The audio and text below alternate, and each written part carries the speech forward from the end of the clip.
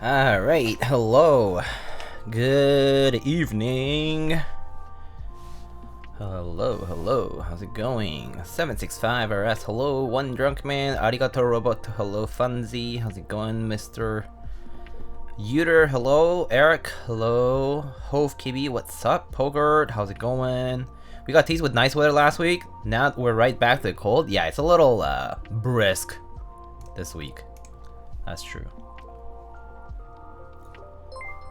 One Jado, Amarade, hello. One Jado, thank you so much for the tier 1. 16 months, thank you. How's it going? Alright, so we're back this week. So I hope y'all's start to the week was good, or has been good. And I hope the rest of the week continues to be good for y'all. Hey Diego, what are your opinions on skipping a meetup to go on a second date? Depends how much you like this person. Was the first date good enough? Then I would say go on the second date. Skip the meetup, go on the second date. I think there's more chances to go to a meetup than there are chances to go on a good second date. Meetups at least are regular and they're going to be organized. But if it's the right person, I don't know. It led to a third date, so I think I'm good? Okay. Yeah. Meetup date? Yeah, that could work. That is a blue keyboard? Yeah, it's a very blue keyboard for sure. Mod pipe, sheesh. Mr. GZ. Thanks for the 22 months.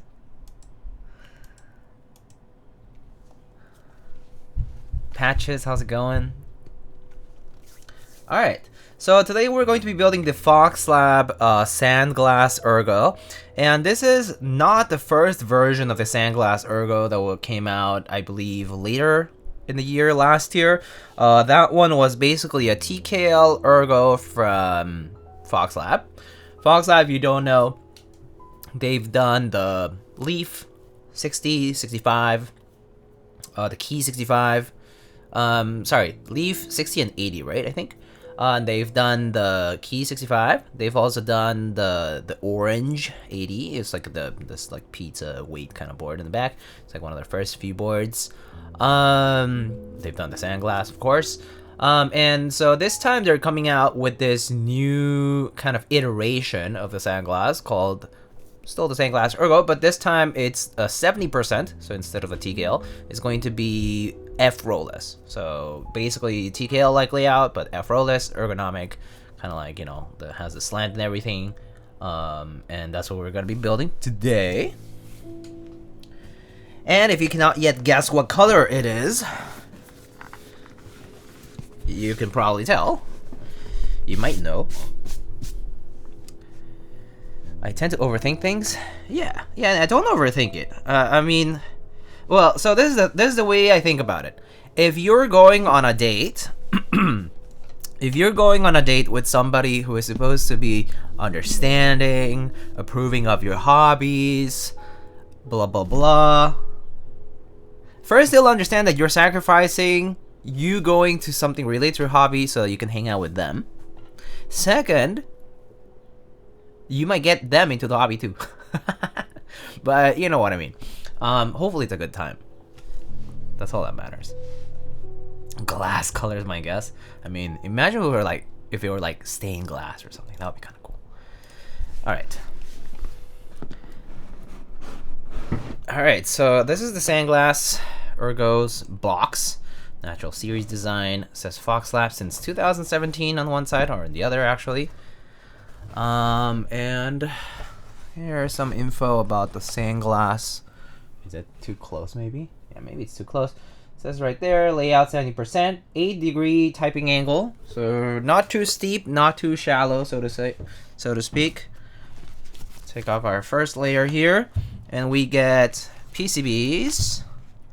So these are split in the sense that you plug them in using a ribbon cable. As you can see, this is hot swap. This is the left side. Has perky RGB as well. No flex cuts on this.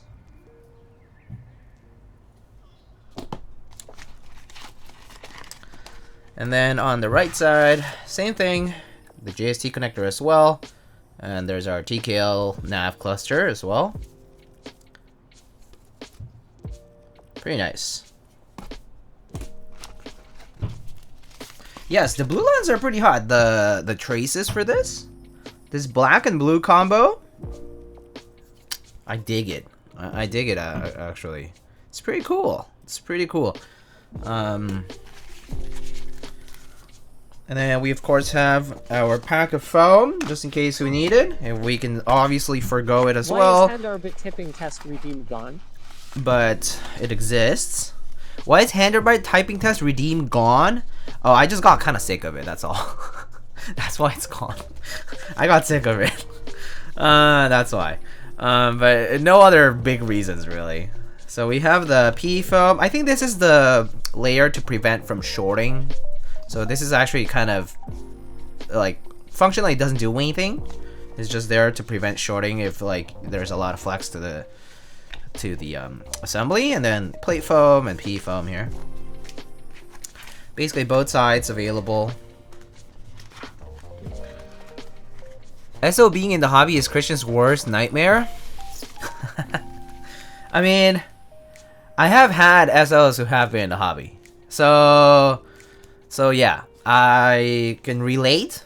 And at the same time, I also don't think it matters. I think you know, if your significant other is in the hobby, they probably should understand it as well. But if they don't, yeah, that could be problematic because you have a conflict of interest. But I mean, ideally, you know how you communicate and you talk about it and you discuss what the limits are and what the, you know, ups and downs, pros and cons. Are you going foamless this time? I might. I tend to go foamless generally. Just because I like feeling the board as it is without the foam, because especially plate foam tends to prevent you from, first of all, the sound from developing when you type, and the second thing for me that I dislike about plate foam is that it does stiffen the typing a decent bit. So that's something I don't like about it. What thread count as a ribbon cable? No idea. Alright, so as you can see, this is obviously a sign of what the color of the board is going to be. But it comes with a wrist rest included in aluminum, which is super cool. Has slots for bump ons and everything. It comes in, this is a black and green anodized aluminum wrist rest. Yeah, it's like a bow tie. That part is kind of funny, but it is true. It is like a bow tie. Maybe I'll put this aside like this here.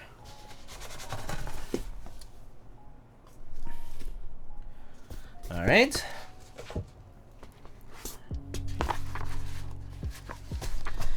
And then, so that's that. We have accessories.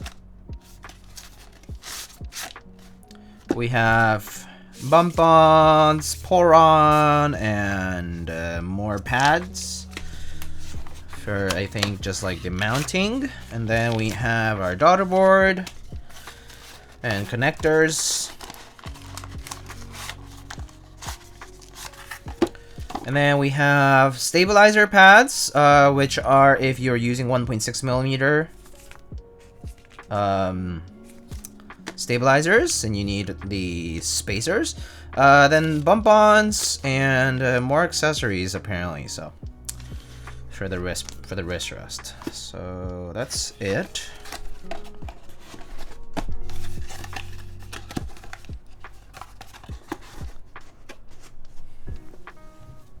Looks like it has rubber on the edges. You can put rubber at the edges to prevent the wrist rest from bumping against the keyboard. I believe that's what's being included.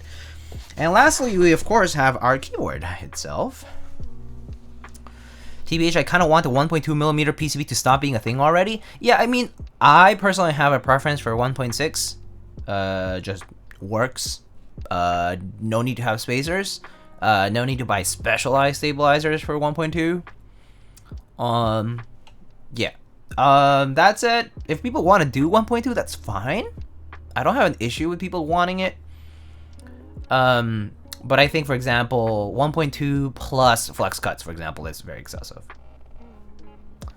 You know. Cheating on your tactile loving significant other with linears. different strokes for different folks, you know? Different strokes for different folks. Alright, so now we have our board here in green and black, of course, just like the wrist rest. Whoa, that's cool. Damn, this is sick. Look at that. Look at that green. It's like a nice foresty green. Very nice color. Actually kind of similar to the green from the Think 6.5 that I had to build a while, like a couple weeks back. Or a week back or so. There's an engraving there. It's not quite focusing here. Oh, there it is, sort of. But it says sandglass. There's our USB port. It's not centered horizontal. It's centered around the gap between the two sides. And yeah, it's like the Alice layout, right? FRL. But it does omit the third key here in the macro column, of like typical Alice layout. And the plate, as you can see, it is aluminum, I think. Yeah, it does look like anodized black aluminum. Or black anodized aluminum, my bad.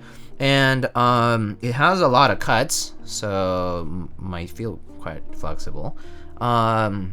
It does seem to have some fixed layout things, for example. Like this is fixed 2U backspace, and ANSI enter and the left shift. Fixed for these space keys as well, and split right shift. So actually, it's pretty much fixed layout other than the step caps lock versus regular caps lock. So, at least on this particular plate. Maybe this is because I got a hot swap PCB. So for the solderable, I think there might be more options, like split backspace and that kind of stuff. That's it. I don't have a solderable PCB today, so I can't really show you.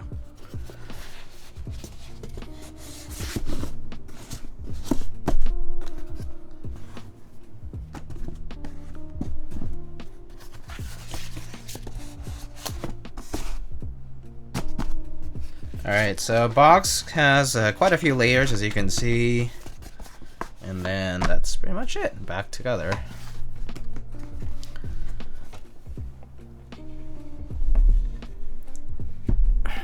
Show the bottom? Yeah, I will. Just trying to get this box back together here so I don't lose anything. Okay, so here is the bottom. Fox Lab Chinese. Fixed plates with hot swap are standard there. Yeah, I believe they are located in China. But that's the bottom. A little dirty. Probably just dirt or like something like that from factory handling.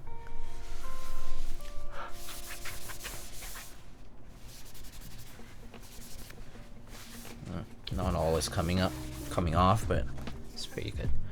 Overall, the surface of the aluminum looks pretty good.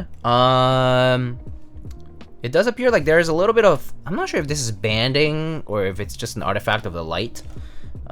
It might be an artifact from the light or just dirt, like something dirty, like oil or something like that. Oh yeah, it might be actually. It might be like oil or something like that. But the anodizing itself is pretty clean. I do think, yeah, I think it's just a little dirty. Might clean off with some alcohol or something like that. But it's pretty nice.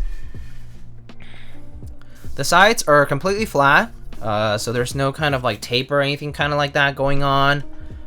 Pretty simple sides. This back accent part does sort of protrude a little bit from the back of the board like that, and then just extends all the way straight till the end of the board, to the other side of the board.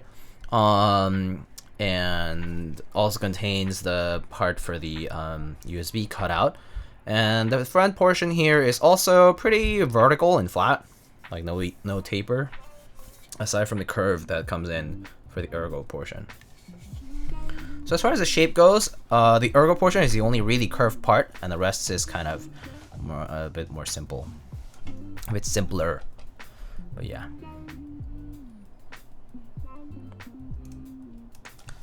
So yeah, pretty nice. I really dig this board, but I feel like the footprint of it on the desk would be a bit too big. Yeah, it definitely is a bit big, right? Like if that's pretty much how you would use it, right? Like it is a bit on the bigger side. I mean, I think the fact that it's like ergo definitely makes this significantly bigger. So I understand. I feel the same way about these kinds of layouts, that they do feel a little bit too large.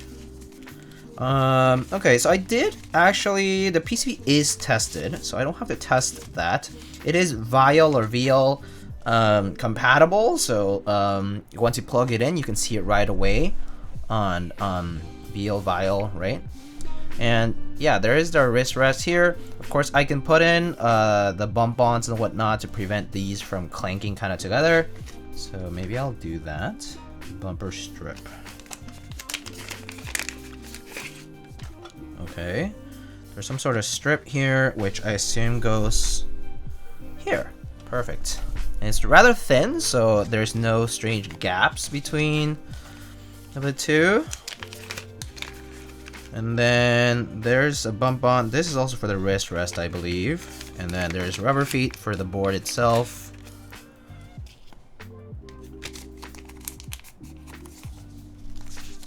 So let's go ahead and get those in place first. So as you can see here, cut out for the little sandglass shaped bump on at the middle. Let me see if it's perfectly even. Yeah, okay, it's symmetrical, so it's pretty easy to install. And then there are some screws, which I believe just attach the two metallic pieces together. Right now I don't have to disassemble the two, so I'm just gonna go ahead and install the bump ons on this as well. Not a magnetic wrist rest, such a waste? You know, I actually think it's better for it not to be magnetic. Personally. I would rather have it not magnetic. But yes, adhesive covering screws, yeah, that's fair. But then, what reason would you have really to remove the screws? For something that's supposed to be a certain height and a like a certain height and a certain like configuration, like, you know, like the two aluminum pieces. So I personally think it's kind of whatever that the adhesive does cover the screws, and also it's only on one side, so you can just slightly tilt it up and then put it back together. So yeah, I personally don't mind the adhesive covering the screws in this particular case, because the use case is just not as, like, it's not like you're going to be opening this up frequently like these two guys. So yeah. But yes, it is very sick with the matching top and bottom with the green and black for both the wrist rest and the board. I think it's a cool inclusion. I believe it's like a default inclusion too, so it's like all included in the kit. So I think that's pretty nice.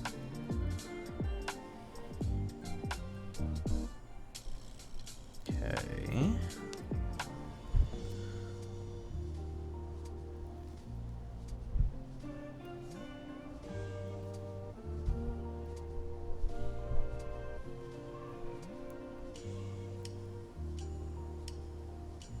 Sorry, just having a hard time with this thin one. Okay, I think I need tweezers to make it slightly easier.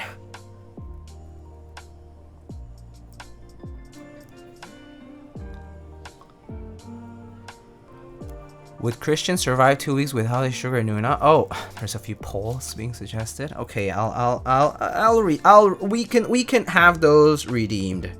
Give me a second though.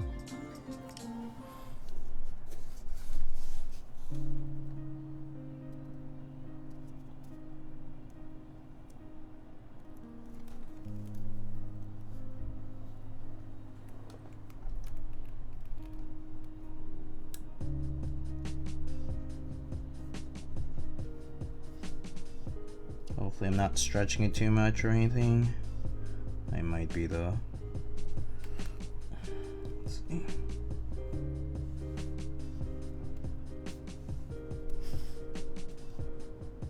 Oh, actually perfect. Woo! Nice.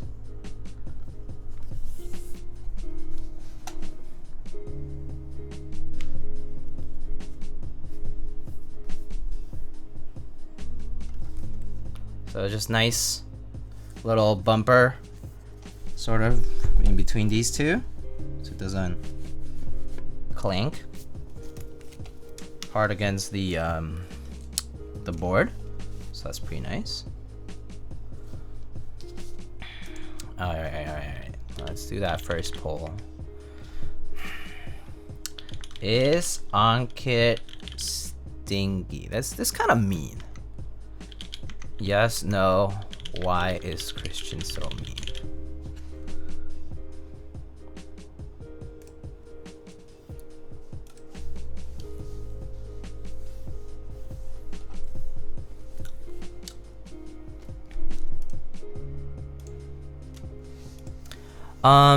Let's see. Let's go back and read a little bit. Hi Nine Walker, how are you doing? Cold wrist to cool down all the resin heat. I don't mind. Yeah, the aluminum is pretty cold. Yeah. I think once you start using it though, I'm sure it would be okay. The fact that it's aluminum. So yeah.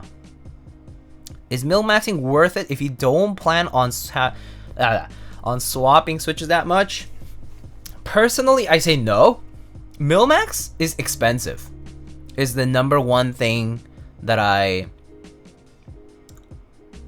think about mil-max in general. It's tedious, it's expensive, and I don't know.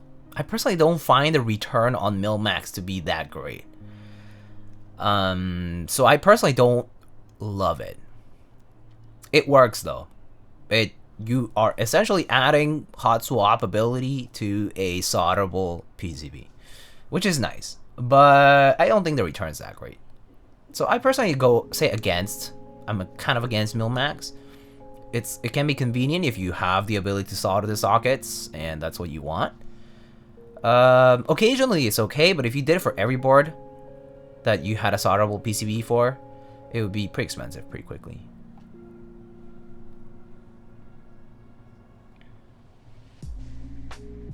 And yeah, this green and black is pretty nice. So that's my answer to the mil-max question. Juddernaut, cool name. Hi, I hope you're doing well. Do you have a list of your top 5 TKLs? I'm looking to branch out from my current board. Oh man, it's tough to pick 5. But I mean, I can name some good ones that I've enjoyed. I enjoy like top mount boards in general. So like, you know, like TGR-JMB2 style of boards are all nice.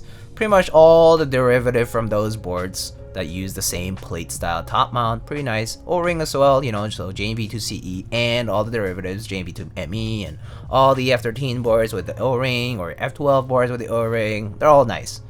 They all pretty much type the same. Slight differences in sound and feel based on like what plate and switches you choose, based on maybe the cavity of the board, like, you know, like the shape of the board and stuff like that. You know, small things, but generally close. You know, so that also puts like the Merici 84 there, which is also like a JMB2 style top mount board, but has a pretty different aesthetic, pretty significant chamfers. There's then like the F18X kind of boards, which use the O-ring for like cut O-ring pieces for the gasket mount.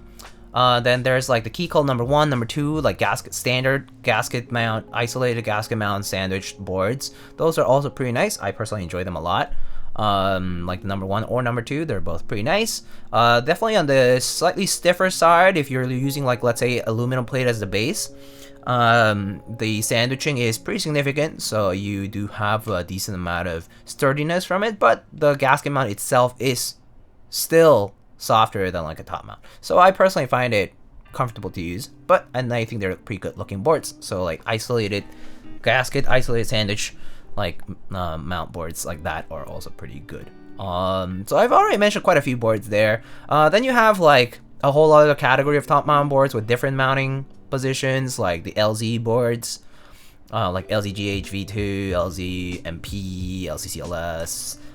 Then there is like the Duck Orion based boards, so like Duck Orion V1, no, not V1, V2, V2.5, V3, Jane V1, Jane V1 CE, Jane Type Machina, Jaguar, seeing a Jaguar V1. They're a little different, a little bit stiffer, but nonetheless top mount and also personally enjoyable. I have a Duck Orion V2.5 that I've been using the past few weeks and I've been loving it. Even though it is a decent bit stiffer than like the Jane V2 style. So, oh, the Mira, the Moon V1 is also like that, same mounting. I think the Mech 27 is also the same mounting. Quite a few boards that use that same exact position for the mounting. So, and then there you have like other boards, like there's like the Whale, like Linworks Whale, or the Dolphin sandwich mount, complete sandwich mount Dolphin. I love the Linworks Dolphin personally. Some people don't, find it too stiff or just the sound too hollow or something like that. I like it, some people don't.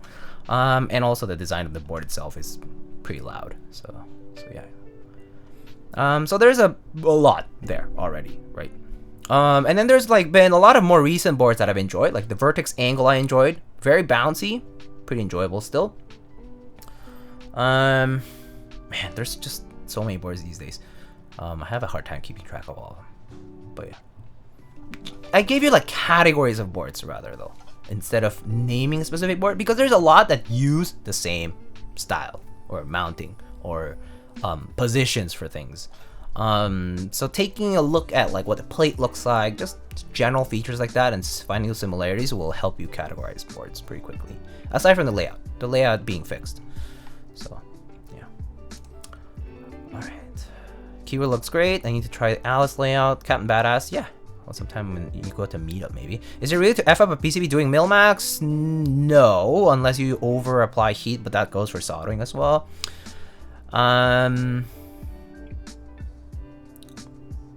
What are your favorite top mount TKLs? Lately that I've been enjoying a lot, my Duck Orion is really nice. JV2, of course, I have one, so I enjoy it a lot.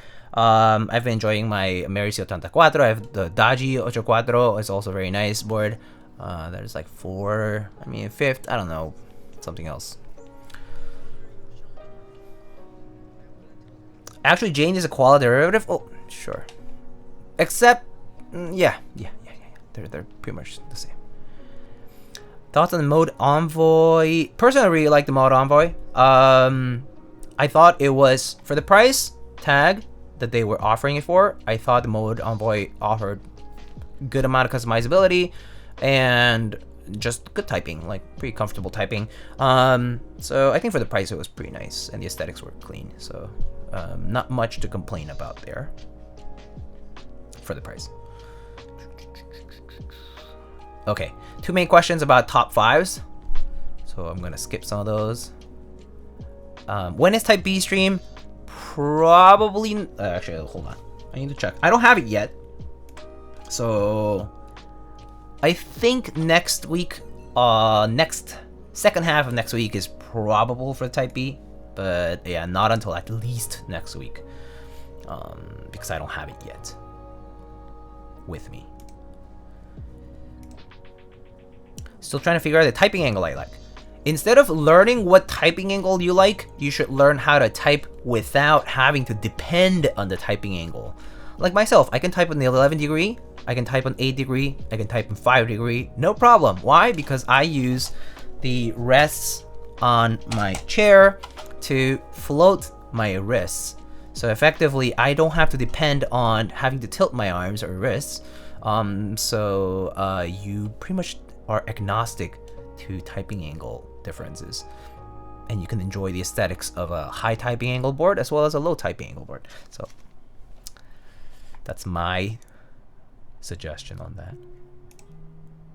My desk is not optimized enough for my chair. Yeah, you do have to optimize both things. It's like an all or nothing sort of thing, I feel.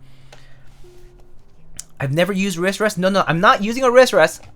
mark my words, I do not use wrist rest. I use, you see this armrest from my, this is from my chair, okay? My chair has these armrests that are sticking out here. I have a steel case Leap V2 here, and it has adjustable armrests, you know, like I'll like go back a little bit here and kind of show you. So, you know, like this is the chair here, right? And this is adjustable, like up and down or like left and right. You can rotate it, right? So adjusting the height of the chair with your desk as well as these armrests is really helpful because I can essentially like float my my arms like this. But again, everyone has different preferences though, because maybe, for example, if you are like someone who is bigger and the chair kind of, it feels too tight due to the armrest, then you might not want to have the armrest, and some people actually decide to remove them, which is totally fine. I certainly know people who do remove the armrest and then instead just float their arms anyway, but that's because they also figure out a way to optimize how to like position their arm relative to the desk, so it's kind of like 90 degrees but at the same time not quite tiring to put their arms up like this. So I think that's the most important thing. It's just to figure out what you're most comfortable with. So everybody is a little bit different. Adjustable feet, that would be interesting. But I think adjustable feet, you can also adjust like your chair and your desk. So maybe it is a lot to ask for an accessory for that. But you know, I rest my forearms on the desk. Again, you can do that, but the problem with resting your forearms is that it essentially binds you to the desk. So it effectively leaves you with one fewer degree of freedom for movement. So resting your forearms on the desk can be deleterious in the long run. Right. Okay.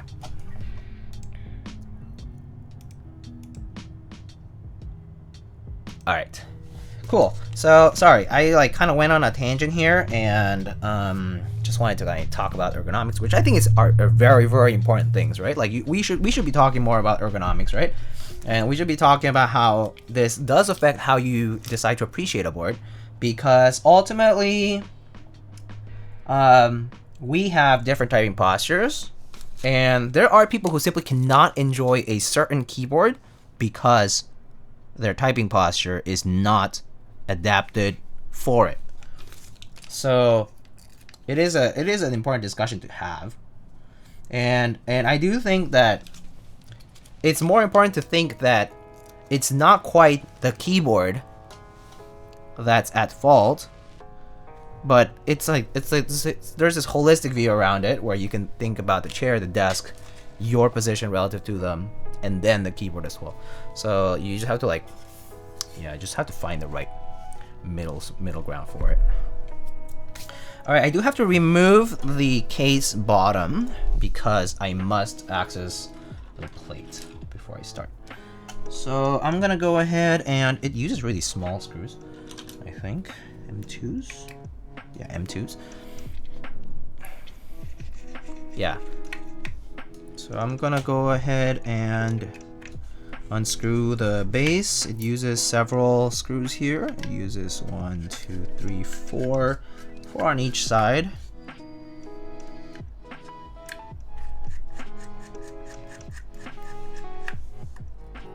Give me Aaron money?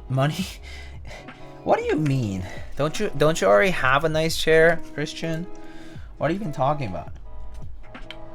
I thought you already did. I tried the armrest thing, but that would mean having my keyboard centered in front of me, which is weird to me. The mouse is so far away.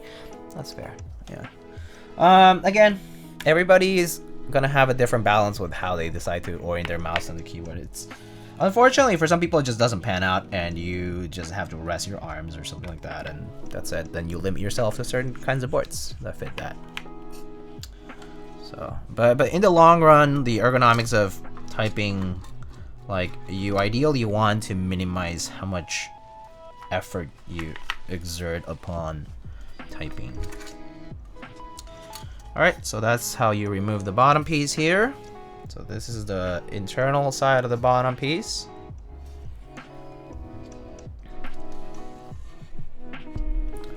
just gonna put it down here.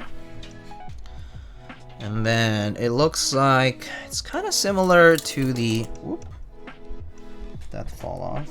Nope, it's right here. Alright, we have 1, 2, 3, 4, 5, 6, 7, and 8 screws. Okay, we got them all. And kind of similar to the key cult in a way. The key cults also have this kind of structure where they have a mid piece and a bottom piece. So the bottom is just like a cover.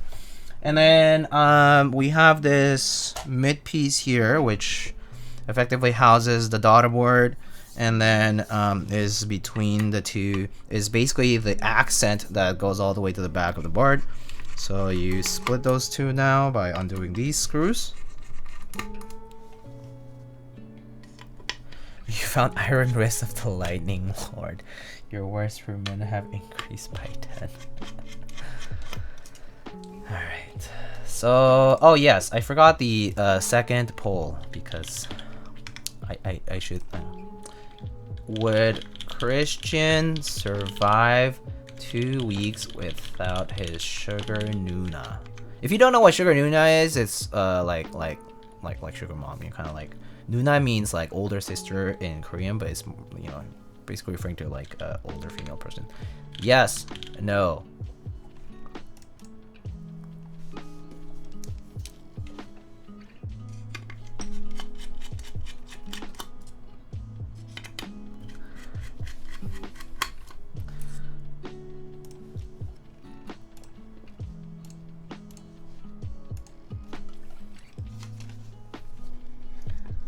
Okay, I think I got them all.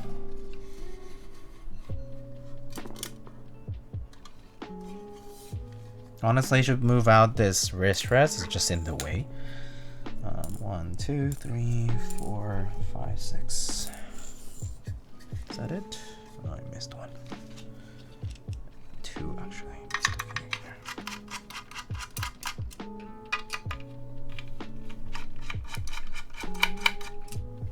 She's leaving me for a week. In May, I'm actually doomed. Oh, GG. Good luck, have fun. Man in shambles. Roaming the streets of New York. Or wherever you want to be, I guess. Carrying a metallic keyboard.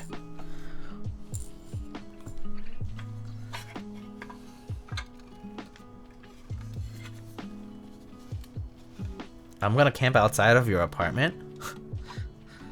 That's funny. Alright. So there goes the top piece.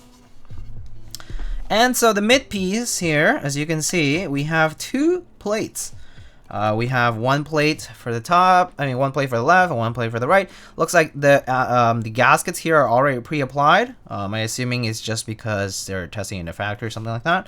But that's kind of how it goes. So we can just go ahead and remove these guys. They're just aluminum plates. 100% no. Christian would not survive. What does it say? Fox Lab. Keep calm and auto? What? Who is auto, or what is auto, and what? Who's auto? Is Otto a designer at Fox Lab? I don't know them. What does the fox say? I don't know.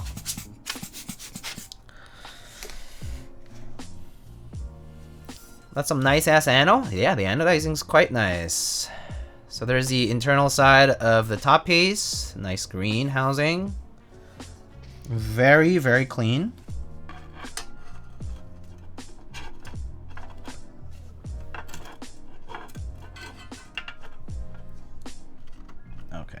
I guess I'll just leave it like that for now.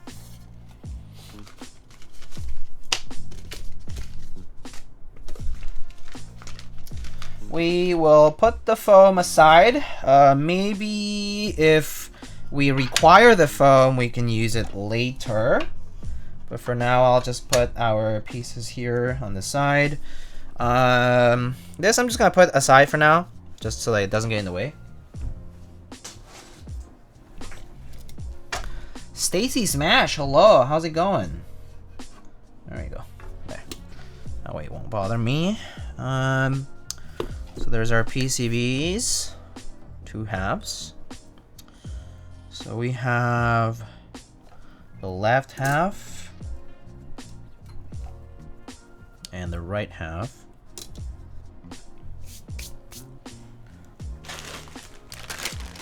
Have our switches, stabilizers.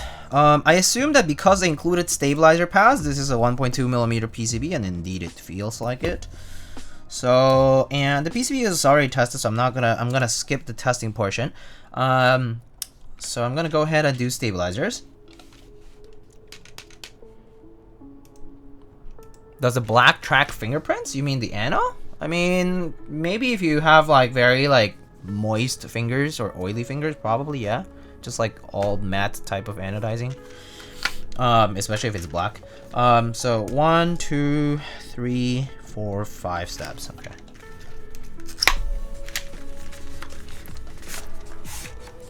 Show off the PCB? I already did. You missed it earlier, but yeah, sure. Let me show it.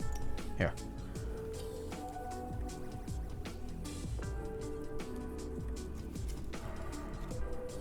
Per key RGB. Black and blue, and then uses a ribbon cable to connect 2 halves. Here's the left side.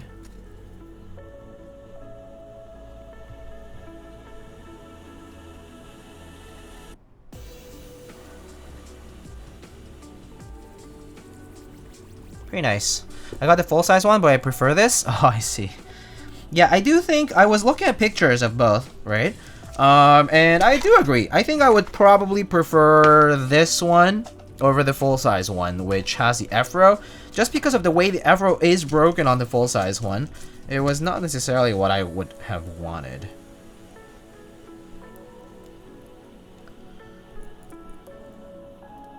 That said, I do own a not a split. I mean, yeah, like an Ergo TKO like this.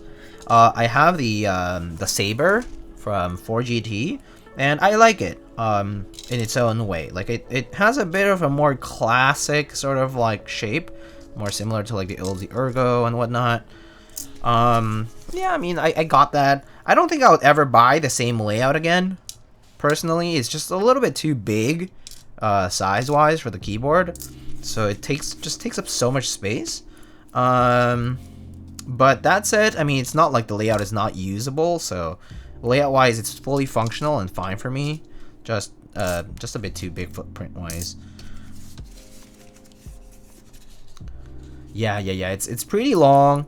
And yeah, also, yeah, just very large footprint on the table. So something to consider if you're ever getting a layout like this. Just in general goes for any like non-split case Ergo boards. They'll just take up a lot more space because you effectively have a singular case housing the 2 sides, right? So.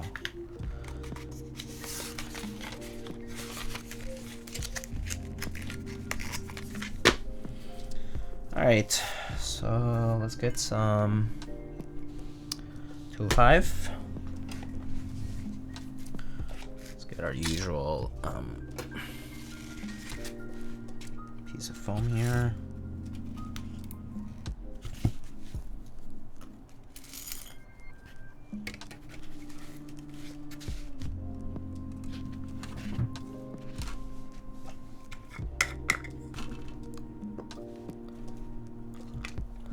What's this? Some caps in newer generations of Toper are better. Which board? What are we talking about here?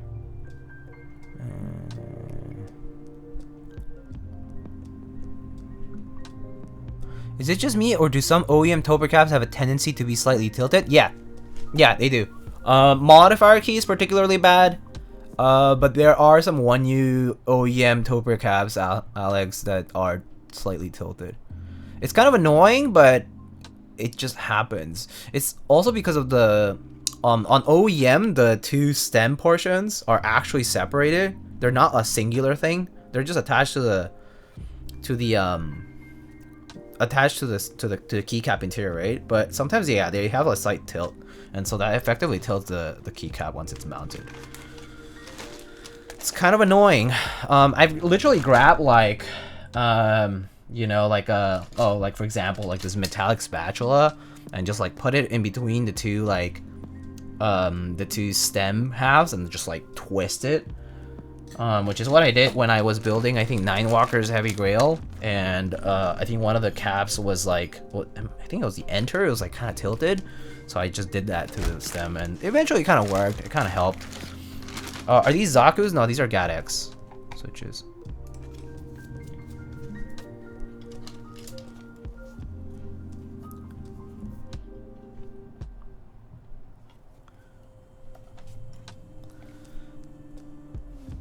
I shall hydrate, yes.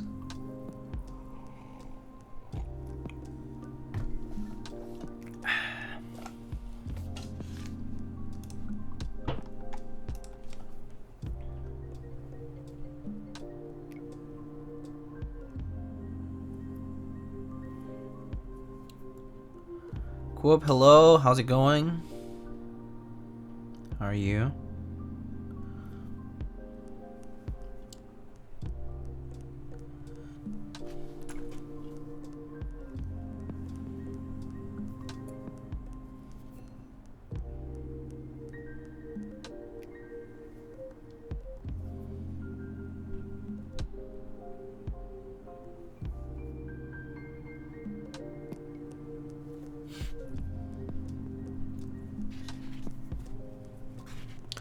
Chilling, it's been a long time since I tuned into this stream. That is true.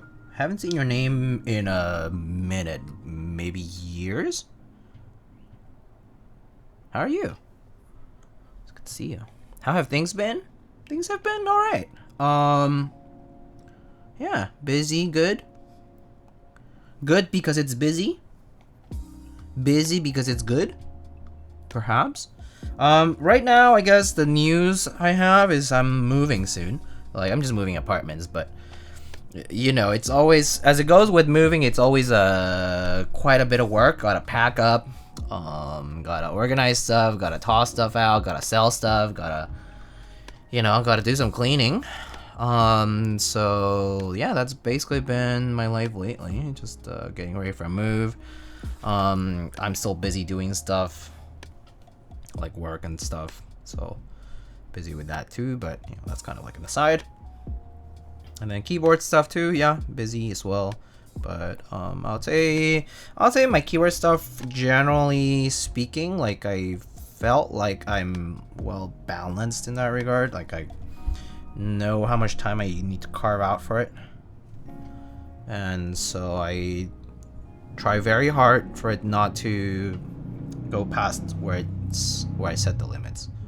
So and that's been pretty much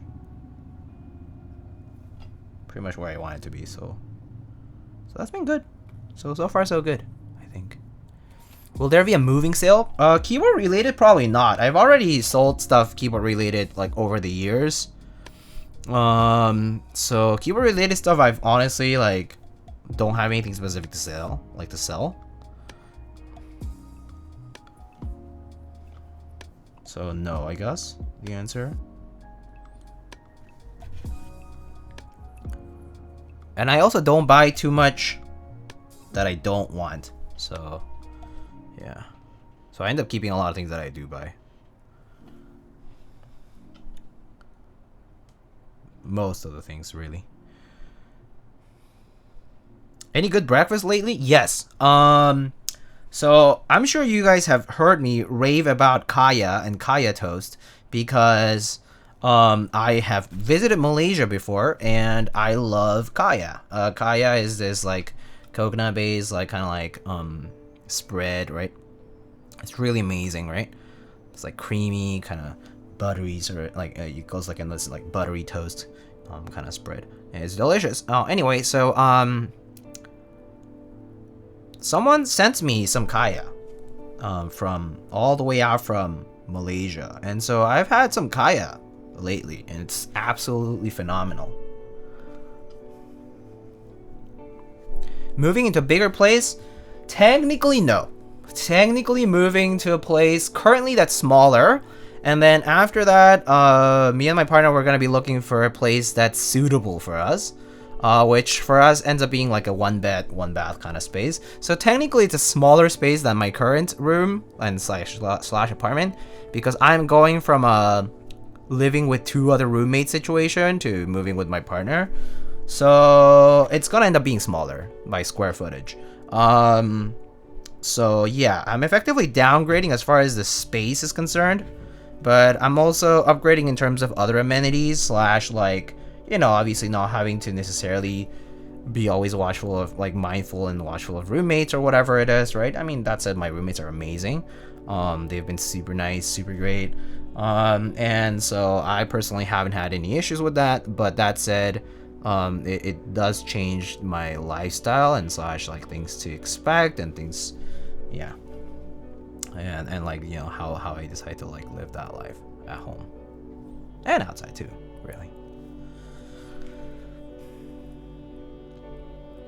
What will you be feeding Christian when he camps out? I don't know, maybe I can go grab him and we can go grab some tamales or something in the neighborhood though.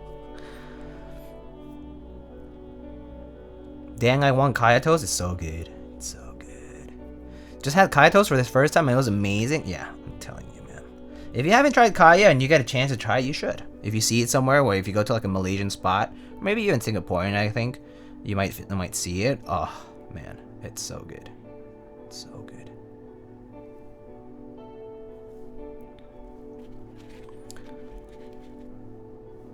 Let me get in on your apartment unit though.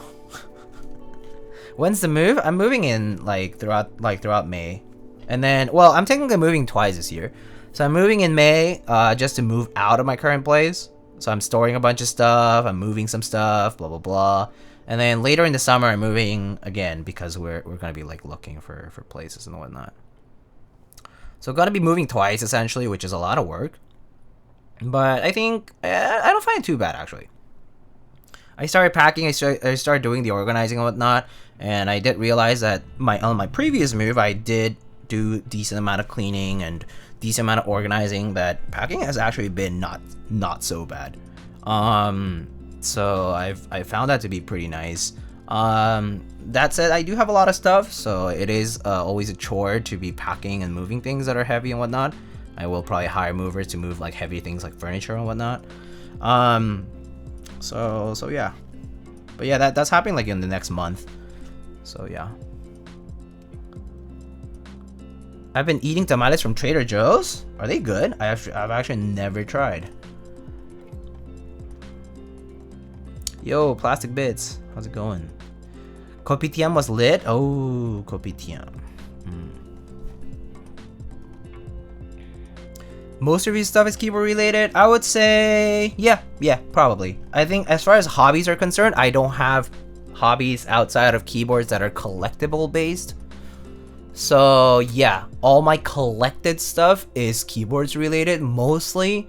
I think outside of that is basically my computer, desk. I have some toys and things like that I've collected before, or like books. I have a lot of like books. Like I have some collectible books and whatnot, like art books. Like, you know, just like leisure reading books, some textbooks too, that I decide to keep and slash I still use sometimes for reference. And then outside of that, it's like what, camera, a little bit of camera gear. Before I used to have like taiko related stuff because I used to play like percussion. So I had like taiko, like, you know, like drumming sticks and like a stand, and like I used to have a drum, I don't anymore. Stuff like that. And then clothes. And then like furniture is mostly like IKEA stuff for the most part, so I think for that stuff I'm just gonna sell or toss out. And then yeah, so I would say like most of my stuff is probably keyboard related. As far as like anything that's accumulated is more likely to be keyboard related than not. So yeah, it's been easier to pack those things because I know how it goes, and there's like ways to organize it. Never mind, your place too far, you don't want to live there. Fair. It's not too bad, although, considering that it only takes like half an hour for me to get to Midtown, but yeah. 35 minutes. I've been packing for the past couple of days and I have more boxes of keyboard related items and clothes. Oh yeah, me too, for sure. I don't like having too many clothes anyway.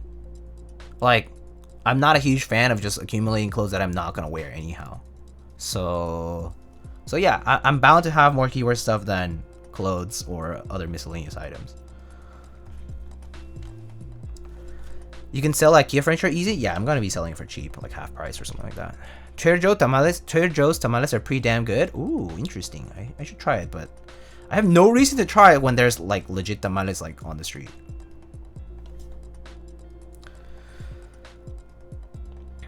Rent going to be similar pricing though for the next tenant? That's a real question. Probably, yeah.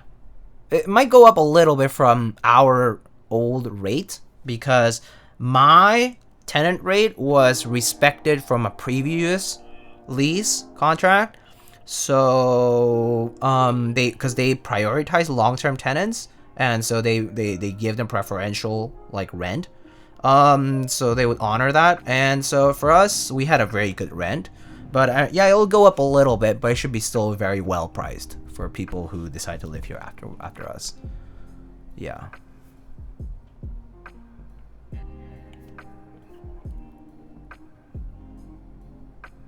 Like, if you're actually being serious, then, you know, you can just, like, contact me later.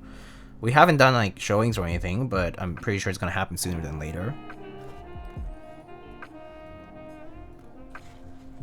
What kind of lube is that? This is 205 grade 0.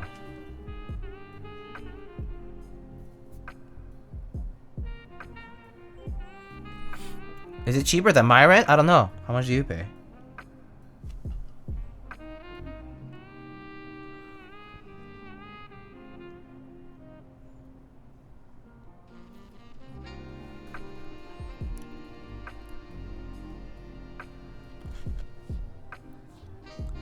$2K for 3 bed, 1 bath? No chance, dude. For the whole place? 2K for 3 bed, 1 bath?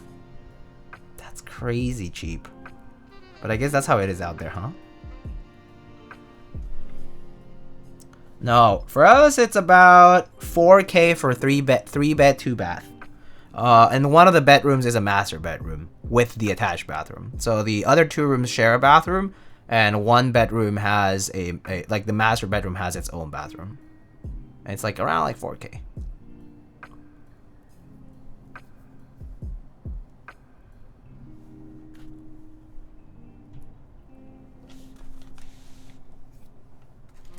Actually, our rates went down from that.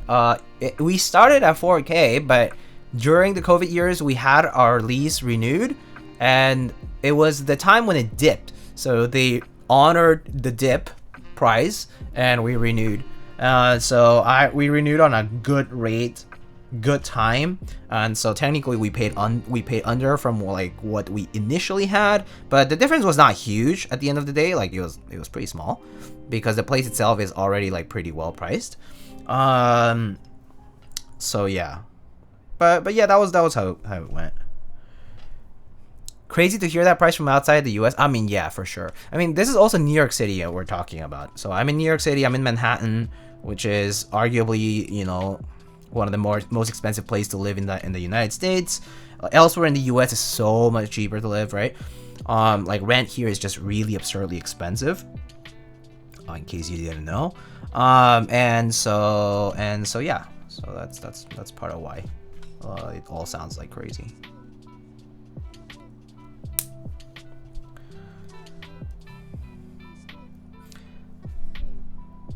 And laundry. Wait, your laundry is in unit? That's pretty nice. We don't have in unit laundry, or this is laundry in building though, which isn't bad to be honest.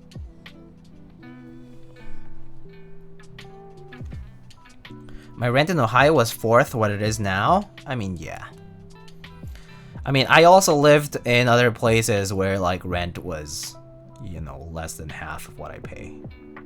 Way less than half of what I pay. For more space.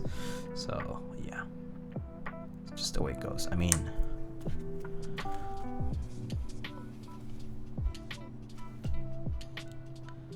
But again, yeah, it's the choice to live in a place like New York City is definitely one that requires courage and an open wallet, because moving itself is also not cheap.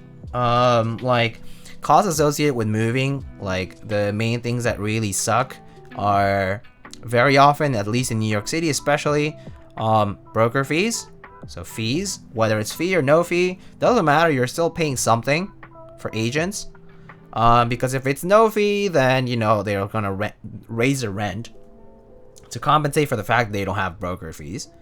And if you're paying a broker, then you're paying normally between 10 and 15%, more likely to be 15% of annual rent amount. So quite expensive. So there's broker fees, and then there's security deposits, which is usually equivalent to 1 month of rent. And then the first month of rent. So it's a lot of money to move. Like, that first month is absolutely drains your account.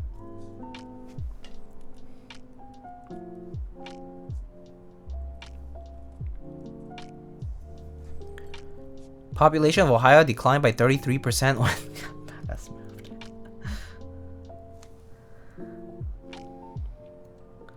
But yeah. So, yeah, I mean, honestly, I don't know. Like, for example, like, I have friends, like, in the Bay Area and stuff, and obviously they complain about how expensive it is, blah, blah, blah. But I do feel like with the whole process here in New York City, it's worse here than there. But that said, I'm not sure. Like, I don't know how bad it is there either. Like, I don't know the specifics anyway. So, I'll be moving from Chicago to Chicago from DC metro area. Oh, nice. I would say at least Chicago is gonna be a lot more chill, I think. I lived in DC for a bit too. Well, hunting there was not so bad. But then again, I didn't... Oh, well, actually, no. Technically, I didn't live in DC proper, so that was why. I lived, like, a little bit more in Maryland, so, yeah. But yeah, I mean, moving between cities, pain in the butt. Pain in the butt.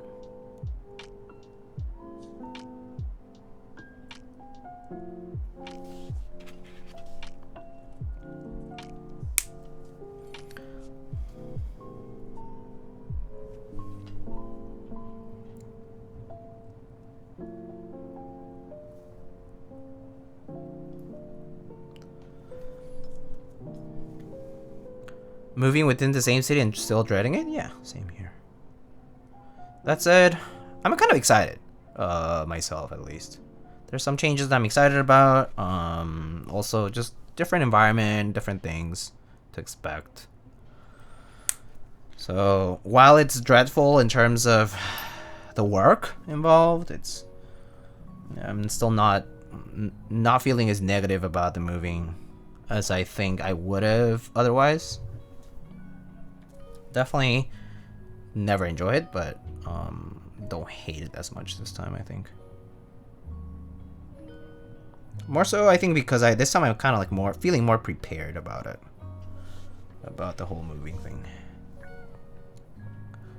Dr. Killswitch, hello.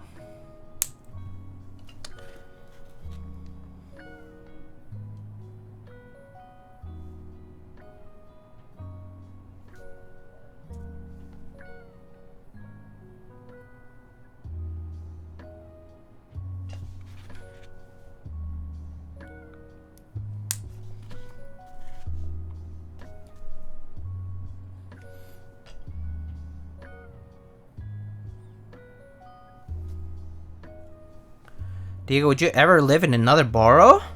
Yeah, I'm open to it.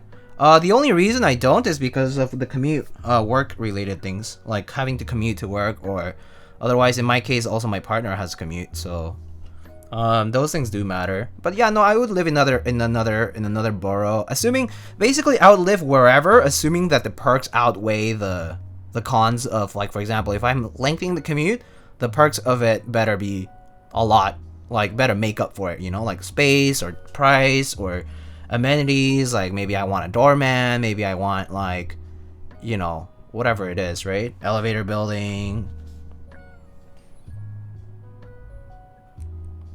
Even Ohio?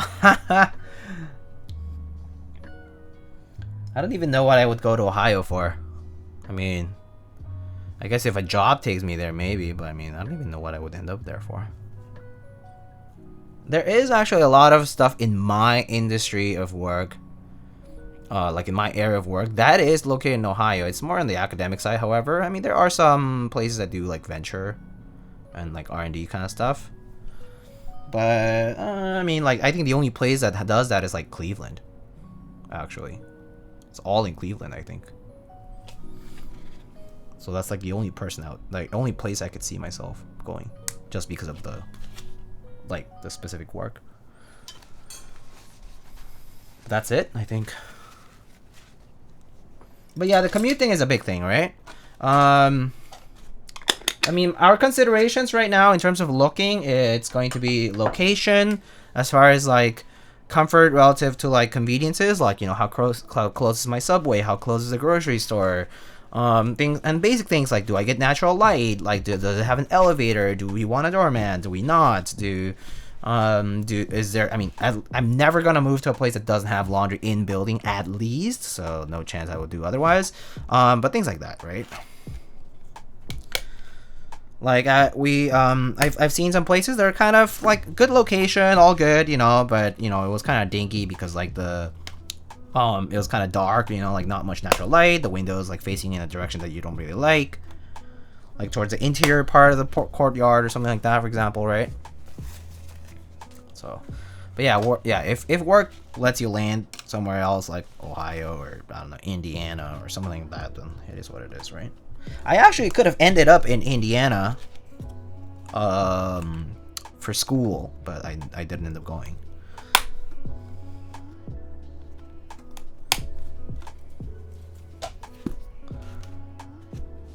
Ohio isn't real.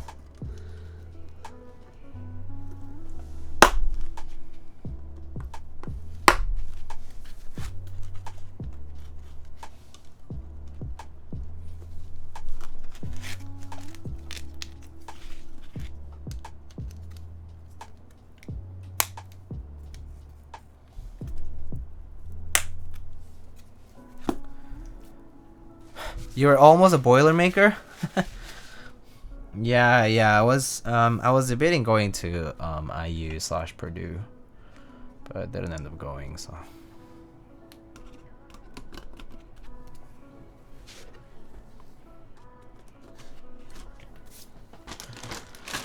Alright, GAT-X switches today. I think I'm in this nice milky top Gateron housing, and this kind of beigeish tone at the bottom. Pretty nice.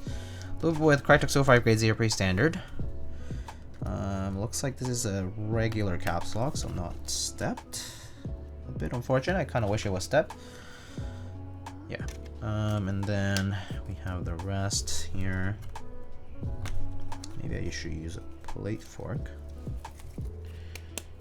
Consider. Maybe I'll put a switch here instead. Make it easier.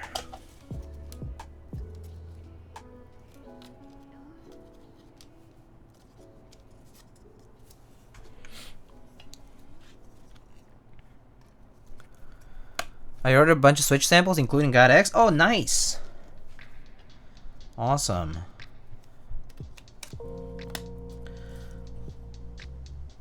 I wonder what you'll end up liking.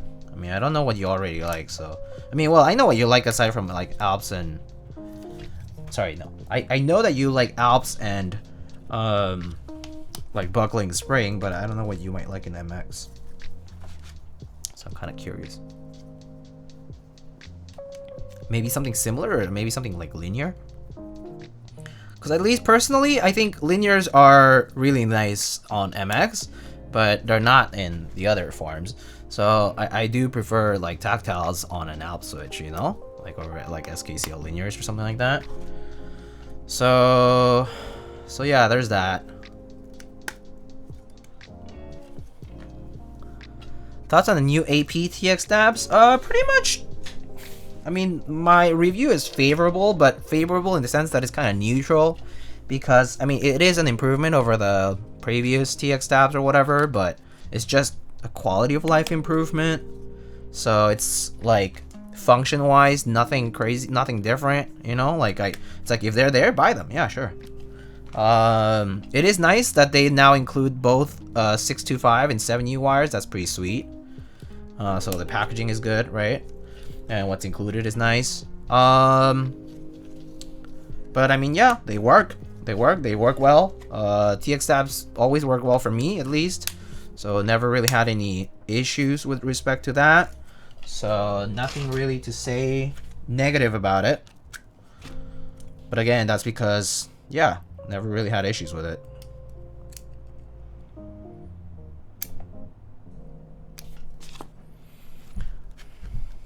So I would say, yeah, if they're available and you want to try them out, go ahead. Nothing bad to say about them, at least. Oh man, this pen keeps getting bent.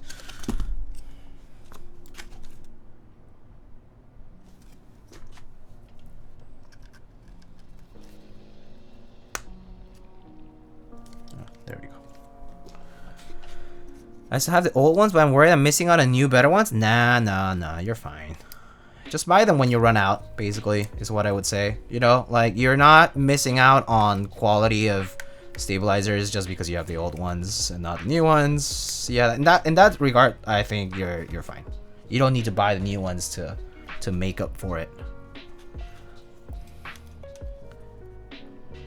I wrote off MX for a long time, kind of rediscovering them. It's nice though, because I think MX, yeah, MX has its own variety, but it is repetitive too. So if you didn't like MX before, or you just kind of wrote it off, then you're discovering it now. I think it's more enjoyable with all these choices now. That's how you'll see that they're kind of all like it's all cyclical. It's very circular. Like, yeah, there's basically MX clickies, linears, and tactiles. And then you're gonna have small variations within each, like the long pull, regular pull length, like the travel distance, right? And then there's gonna be things like, oh, like if it's like a tactile or a clicky, like do you have like a heavy bump or a lighter bump? For linears, not too much. Maybe like just materials, and then like whether it's like long pull or short or like regular, you know, it's like full travel distance, which is like 4 millimeters or shorter. And then you have like. And then yeah, I mean, there's not too much variation there. And then there's like springs, I guess. But even there, you just kind of find what you like once, and I think you can stay there too. So MX, I think once you figure out what you like, it's easier to just stay there. New stuff that comes out, I would say, is just maybe small quality of life improvements, if not just an iteration in different colors, you know.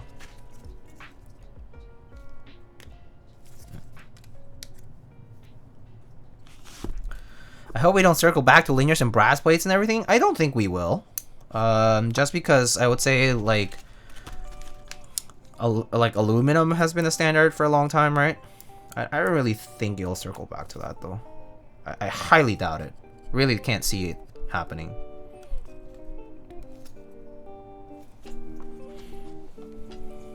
Hey, what's up, Prius? What's up? What's up? What's good? How are you?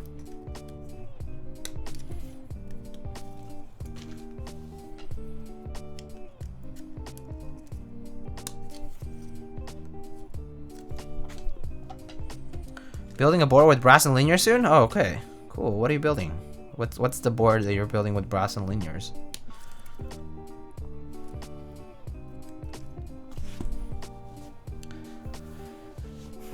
Is it pink? Okay, worth a buy. I see.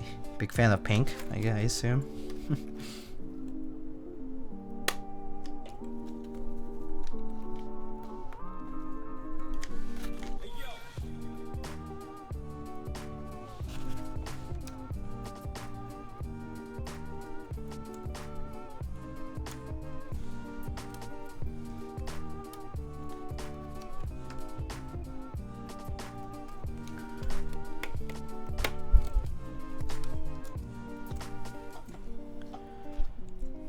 Secret, but you're building one as well? Secret, but I'm building one? Huh. Secret, but I'm building one.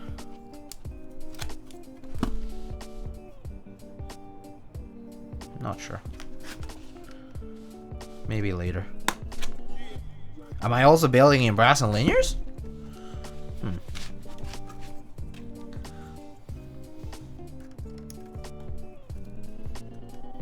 Does make me wonder though. Not sure. I'll DM you on Discord. Okay. I mean, it's fine. You don't have to worry too much about it. Come on.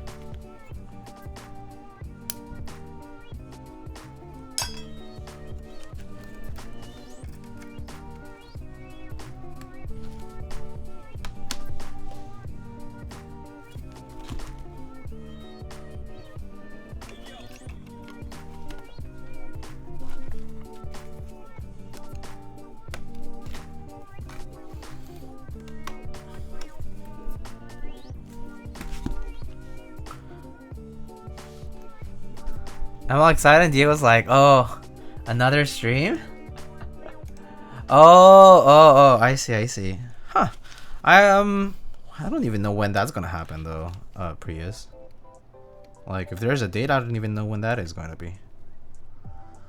Because there's no date for it. That I know, at least. Do you think the lilac Kohaku is closer to pink? That's a good question, and I don't know how to answer it. Marker Chun, right, has had the pictures for the Kohaku stuff. Let me look at his pictures for a sec. It is lilac, but it's kind of closer to a pink.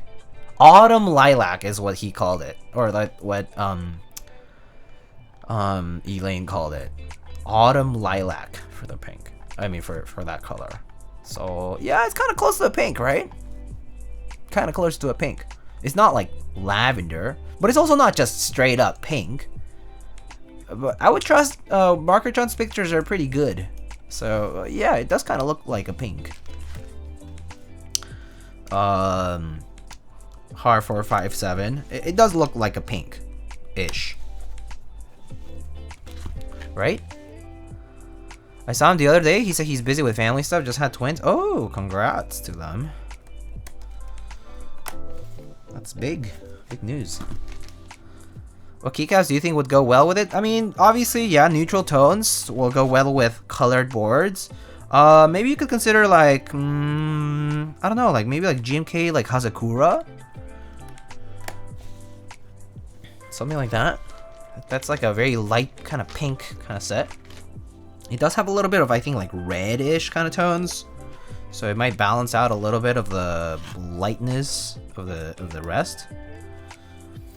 What else? I mean, but yeah, neutral stuff like beige, that kind of stuff is always gonna work just because it neutralizes the rest of the colors that are like really strong.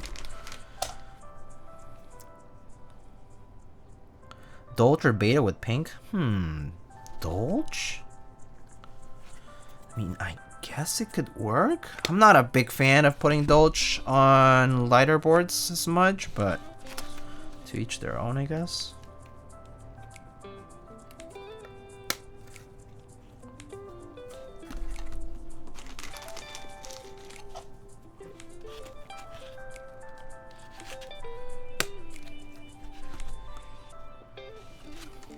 Beta is fine because it's basically gray and beige. And then the accents are like red or orange, right? Depending on which one you have. But it's pretty neutral too, so that's why it probably works fine.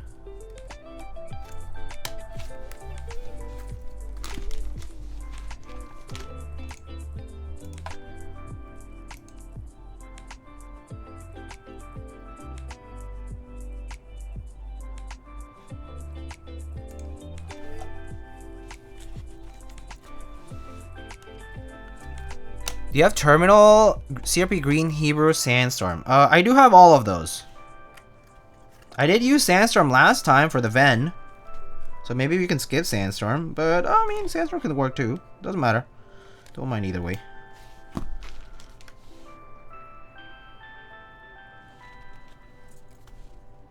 I think, Har 457, I think GZ is talking to me about matching this green board here. Pretty sure.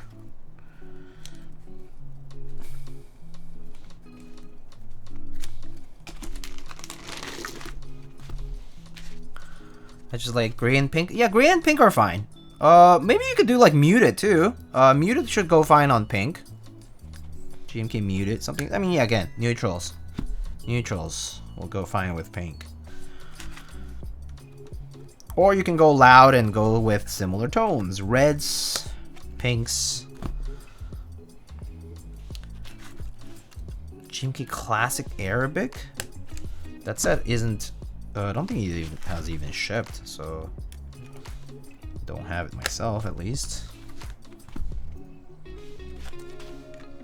And I didn't order it, so I don't know.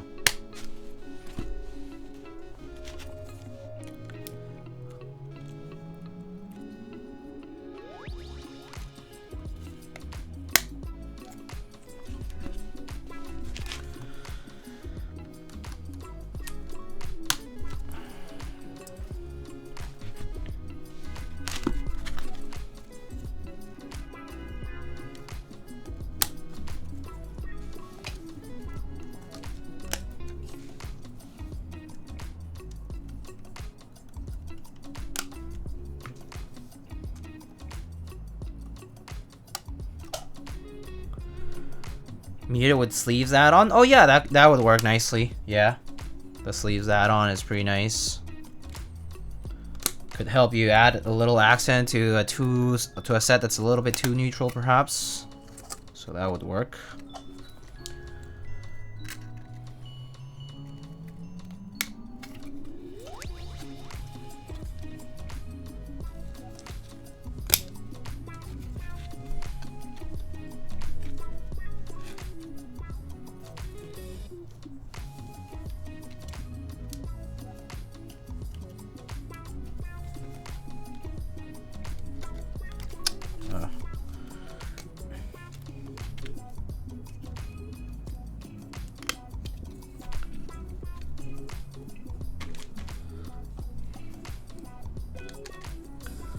I think I just sold both of those sets.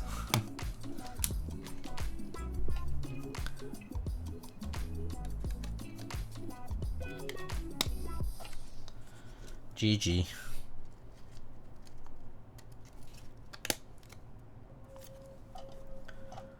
Okay, almost done here. 6 more switches, I think.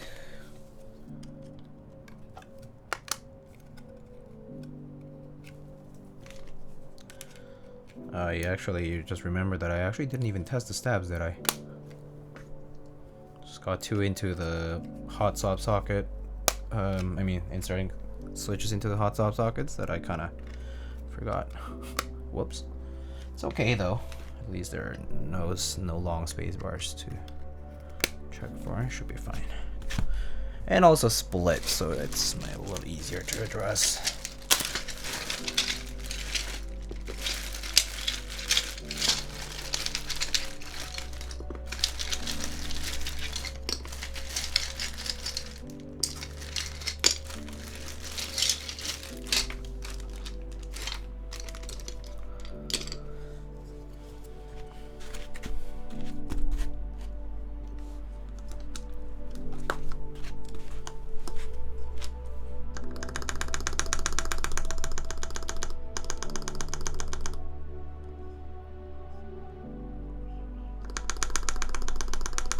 Okay, pretty good.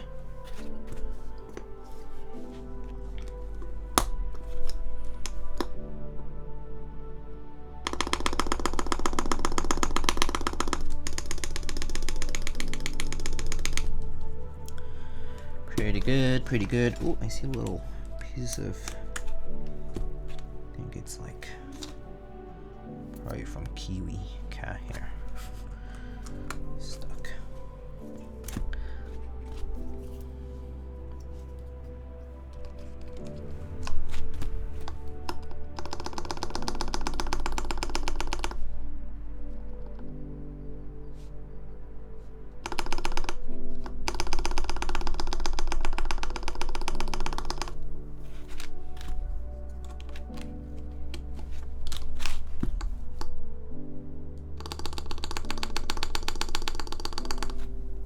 Okay, pretty good. Wait a sec.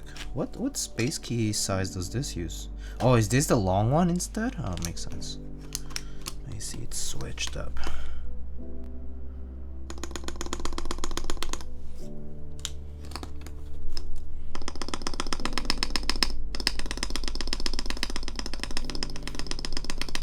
Okay, nice.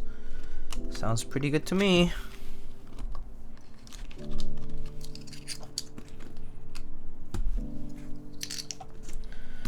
Alright, sick. I think we're ready to go. Just gonna put it all together now. So I think the first thing I should probably do here is to test our PCB here, now that it's assembled. So we're gonna need our ribbon cable. There's also Pono, Symbiote, and Dracula core coming soon to have pink tones. Oh yeah, those are actually good sets. Pono is really underrated. Dracula does have those grayish blues, right? So it definitely is gonna have a contrast with the pink, but the accents have like highlighter colors too, so a bit louder. And then Symbiote should be an interesting set to see. I am actually kind of intrigued and curious as to what that might look like once it's made.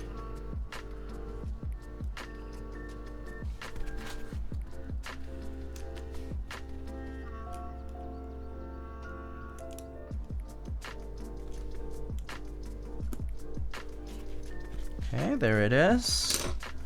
Put together. I want GMK Hazakura. Yeah, I was debating getting that set when it ran. I didn't though. I was just not inclined to spend money at the time when it was running. So I didn't. But yeah.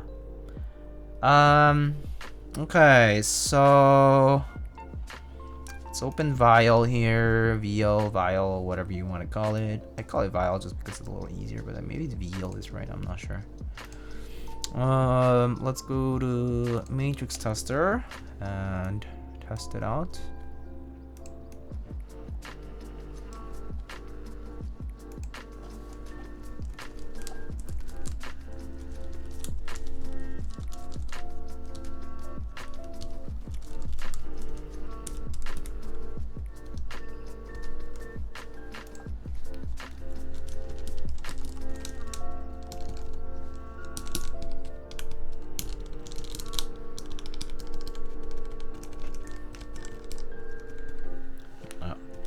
There we go.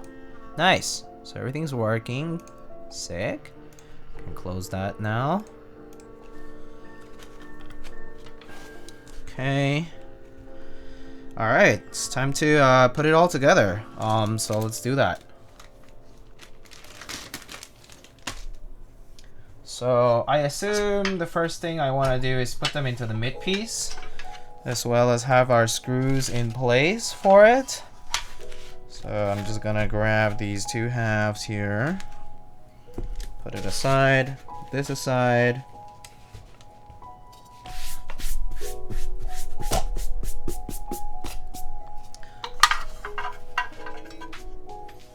Okay, so these two guys just kind of go here like that. Looks like our daughterboard cable better be passing through right now. So maybe I'll just plug it in first and then put it through.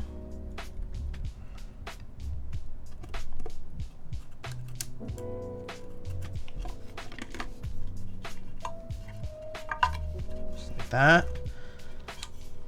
Make sure the ribbon cable doesn't get caught. Oh, I forgot about the screws. Screws first.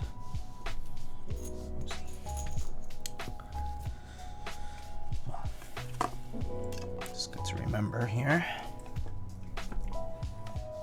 So we have 4 of these shorter screws and 4 of these longer screws. I assume the longer ones need to go through deeper on the base, so I think the longer ones go at the top. Then we keep track of it, but I think this is the right size. Then the shorter ones down at the bottom.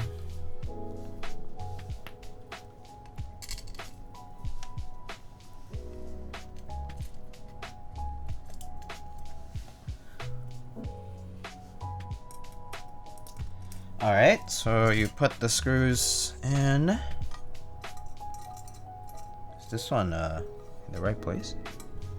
Why is this not going through, huh? There we go. Okay.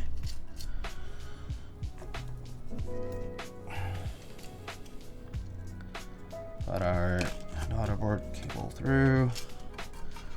Ribbon cable all lined up. Maybe I do want to put those liners, actually, these guys, so that we don't get any shorts, just in case. So let's see what the orientation of this is gonna be.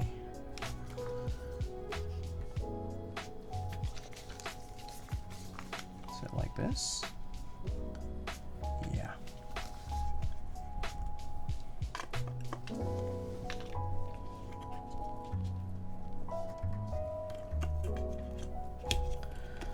Okay, as long as the screws are visible, that's good. And then this guy down here.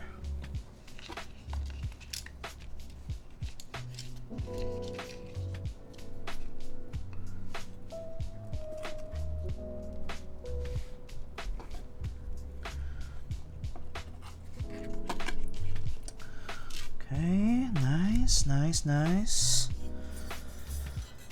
And then the next thing is to put the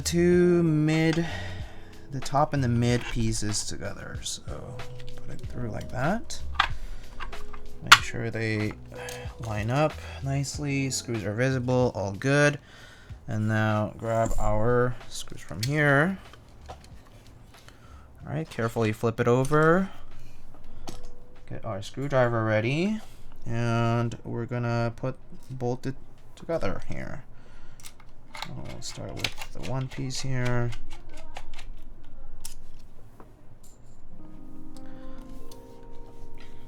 Do the bottom right here, bottom left here. So just carefully.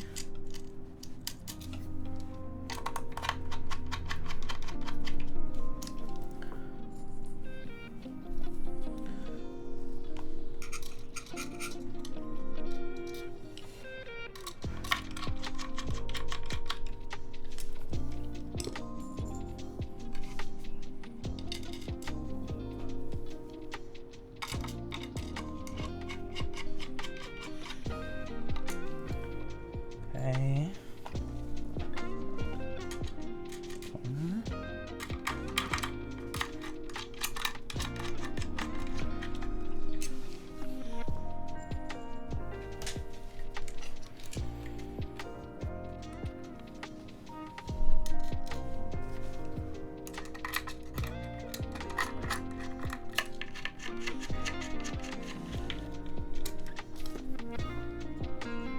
Two more, like bottom and center.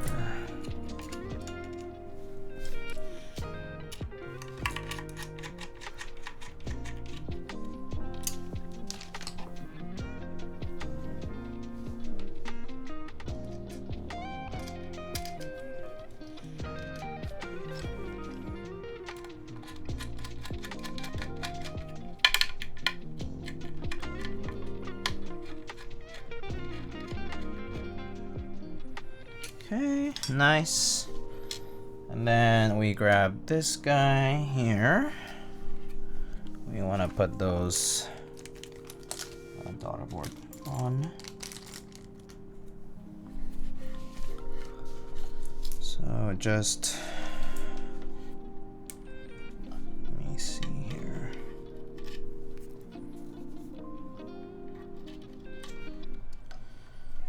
Okay.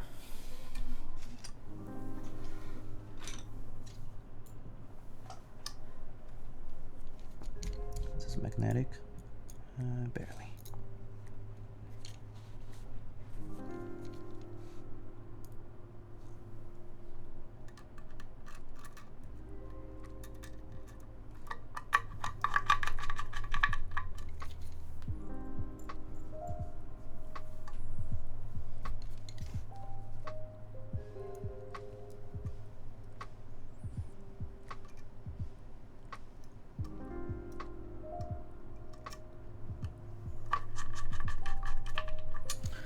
2 screws just to keep it in place. And now I'm just want to make sure that I can put this into the daughter board here.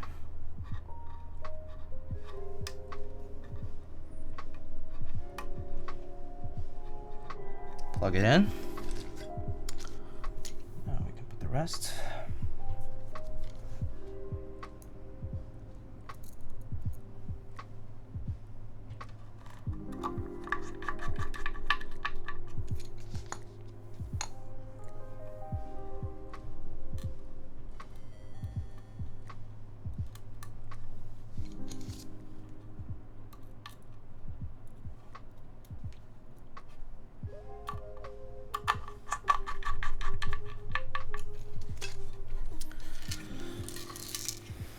Okay, make sure our screws are through. Don't see them from the top, so I'm just gonna push it.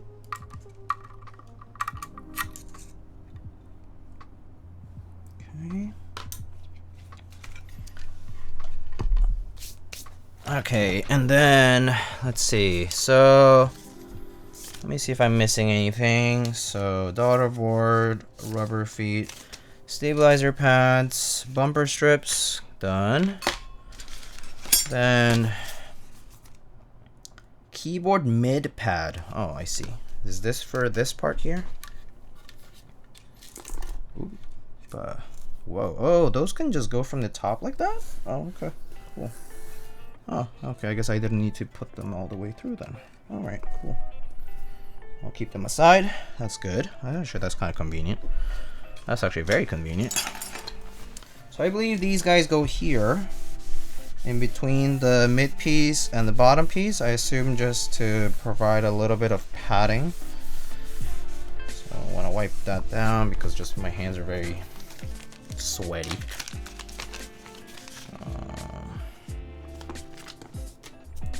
So I assume these guys go in here like this. Okay. Probably to prevent any kind of resonance from traveling through in a negative way, hopefully. Well, I don't know. We're gonna see after we put it on.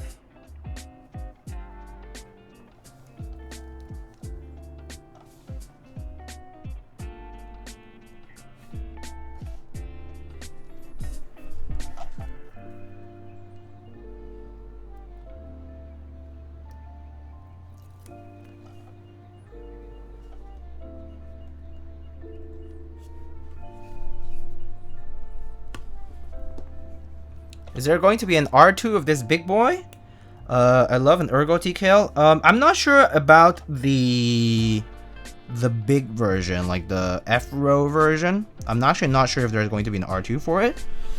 That's at this one, the function rowless one at least. It hasn't yet run. Like it hasn't yet gone for group buy. It's gonna be through click-clack.io this May.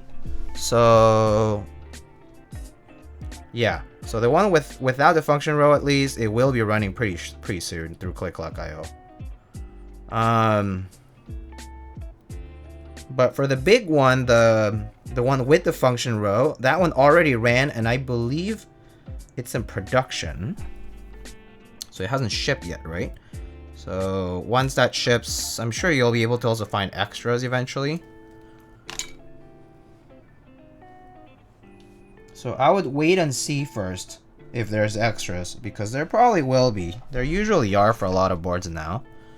So I would wait first before determining whether or not you would want the R2 in the first place. Yeah. I don't need it. I mean, that's like every board, right? I don't need it.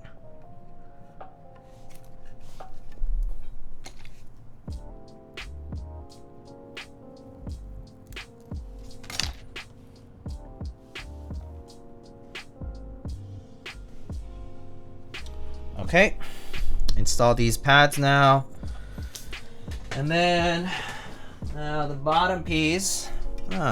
Quite convenient that you can actually remove the screws like that. I didn't even realize that it didn't have to be on.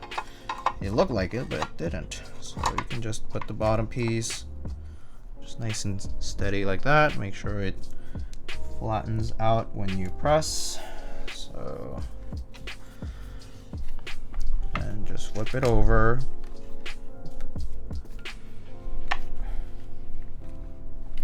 And then we're gonna put our remaining screws here. You can just go from the top here. It's pretty easy.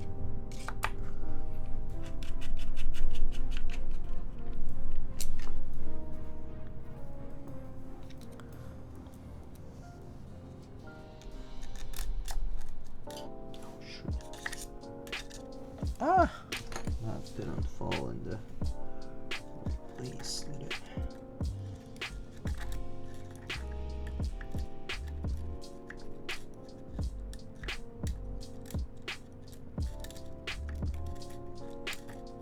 I just flip it over.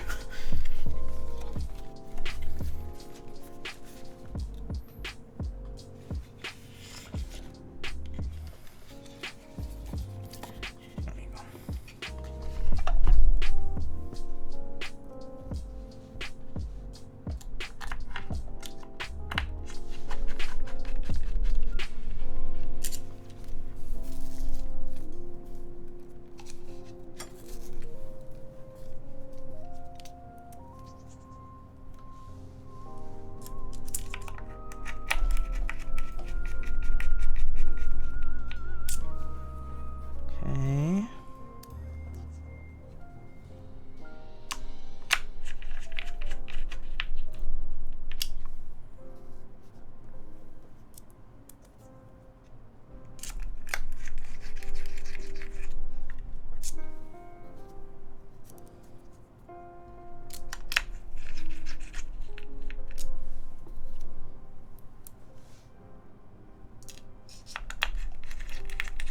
What keycaps? I'm not sure yet. Codobra. Have to decide. We were between CRP, nuke data, I guess it's available. What else? What else? What else did we mention earlier? Terminal. Let me see what other green sets I have. I have Royal Alpha, Trifacelet Royal Alpha. I have Wasabi. That would go nice with green. Going through the sets. I have Wob, of course. Just white on black, standard stuff. I do have like Sloth, Ursa, more neutral sets. Dolch.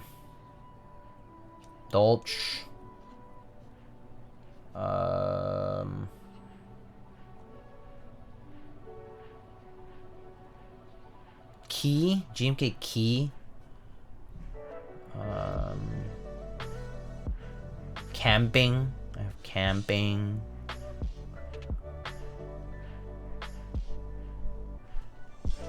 And GMK Olive as well for green sets. Oh, I do have DCS 9009, yeah. Do you want me to put DCS 9009? Oh yeah, Ankit, how are the split bars on DCS? Are they good? The split keys?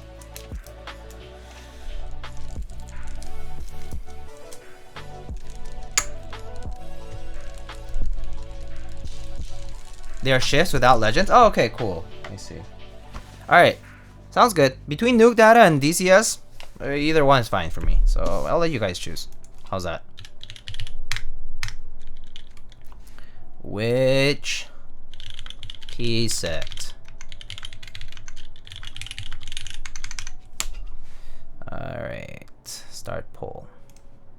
Alright, y'all. Go ahead and vote. Just make sure that this is working.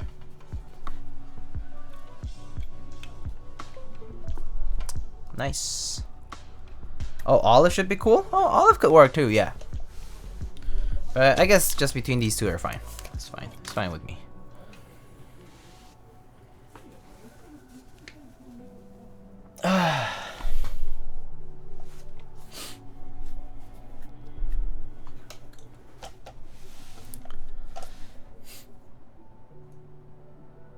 Look at that. Pretty nice. Please no 9009.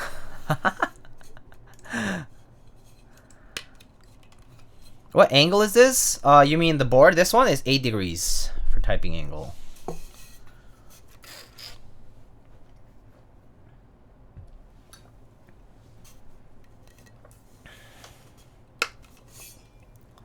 I'll let the crowd decide. I don't mind. If it's beige, then so it is. So it goes. It's the way the cookie crumbles. People like their beige, I guess. I mean, so do I. So, not complaining.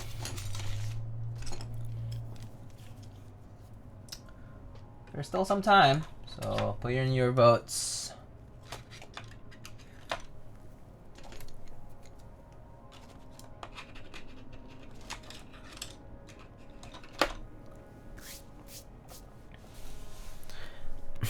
Your face when anything not beige is suggested. I like not beige. I mean, I wouldn't buy the sets if I didn't like them.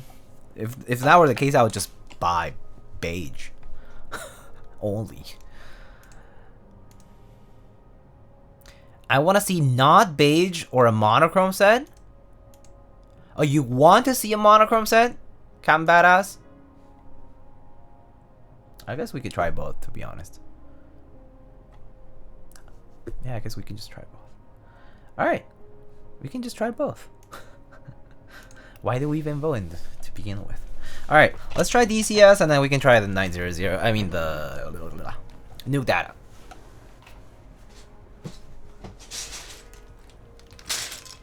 No non-monochrome?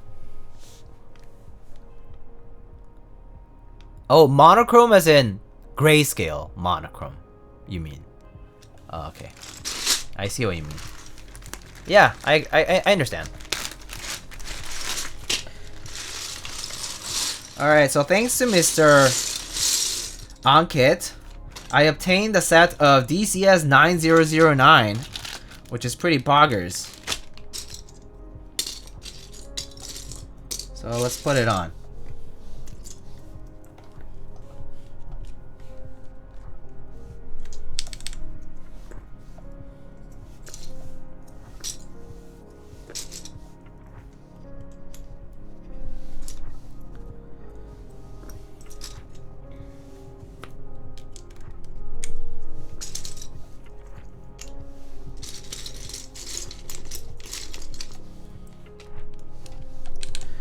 With Gorton Legends, so like the Wise style. She don't know what key sizes it is for the bottom row, so we'll see how that goes.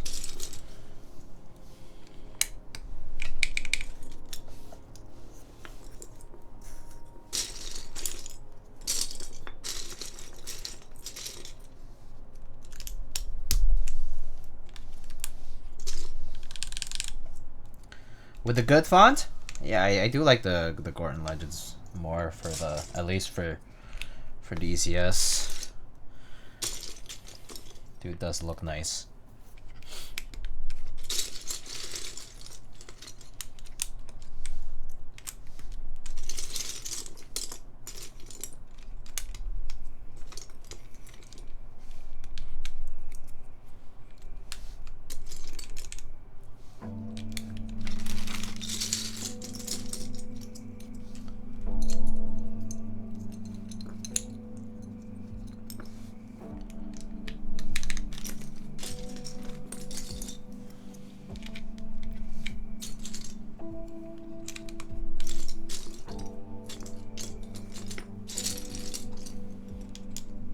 Ooh, wait. Oh, does this support? Oh, it does support LEDs.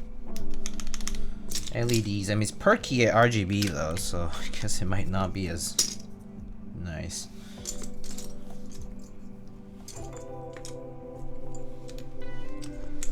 Just wondering about this windowed key, but at least it looks good.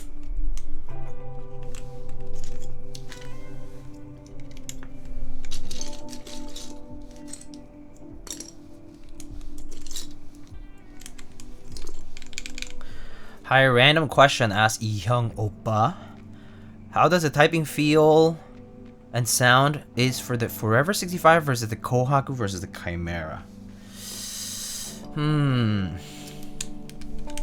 Difficult question. I didn't have them next to each other, so I can't tell you an accurate thing. But if I were to put my educated answer to it, I would say the Kohaku tends to be on the softer side. I would say in terms of stiffness, I would say it goes Chimera being on the stiffer side, just because I think the gaskets compress a decent bit, and then followed by the Forever, followed by the Kohaku, I think. That said, it really depends. It kind of varies a lot based on what plate you use and that kind of stuff, right? So you can change things up a bit. I would argue. They all feel pretty good. They all use gasket mounting systems. I do think they are all tunable to someone's liking. They were all pretty nice boards to try and use, IMO. And I think the look is something that you should be scrutinizing more, like whether you like a certain look or not.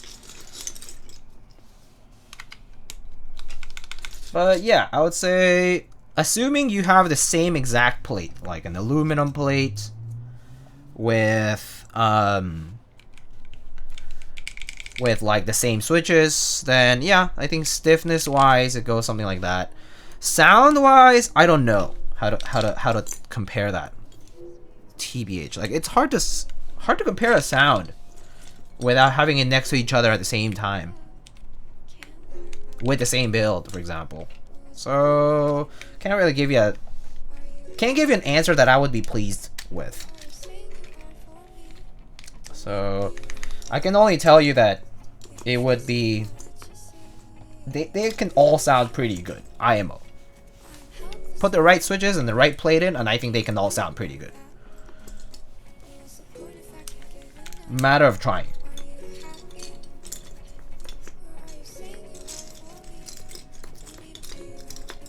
Okay, I just need to see what size keys I'm gonna need there. Okay, short shift.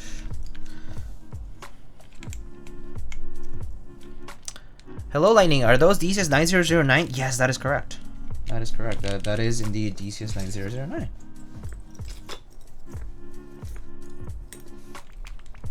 Very nice looking set, IMO. Haven't had a beige DCS set like this until now, I guess. Alright, I think a super will be here. And then, where's my Q? Q. I think we should put the accent enter, because it looks good. I am looking for my page down key. That's row 2. I think it's this one. Wait, is it? Yeah, it is. No Vim arrows? Yeah. I only bought base and I only have base and extension. That's it. So yeah, no Vim arrows, no other little things, which are fine to have. But what am I looking for? I'm looking for an insert key.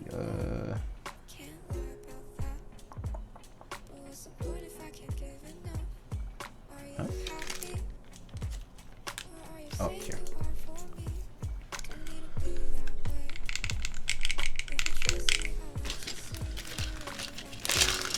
Oh, FN is 125? Oh, you're right. It is 125, I think. You are probably right. FN is 125. So we can use a super that's 125.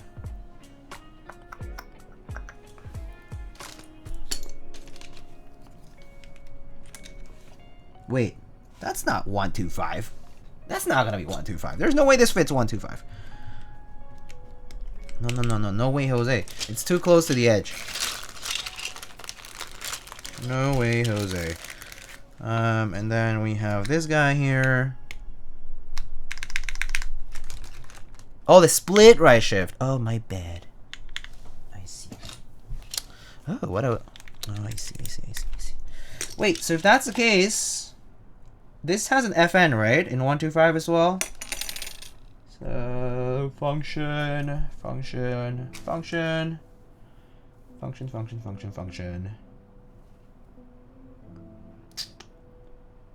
Control, super, or menu, I guess? Oh, here, FN. Nuke data wouldn't have worked on this? Oh yeah, it wouldn't have. You're right. Because it has R5. So nuke data would just not have worked. That's kind of sad. That's too bad. Ooh, sounds good. Yeah, R5 sets would not work on this because of this guy. Ah, that's how... Kind of inconvenient. I mean, whatever, but it's kind of inconvenient, yeah.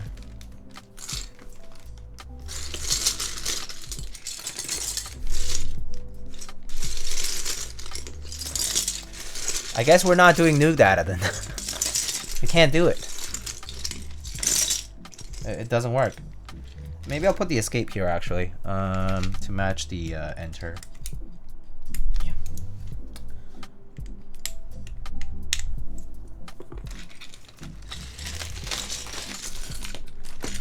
Why doesn't R5 work with this board? Because this 1.25 U key here needs to be R4 if this is R5.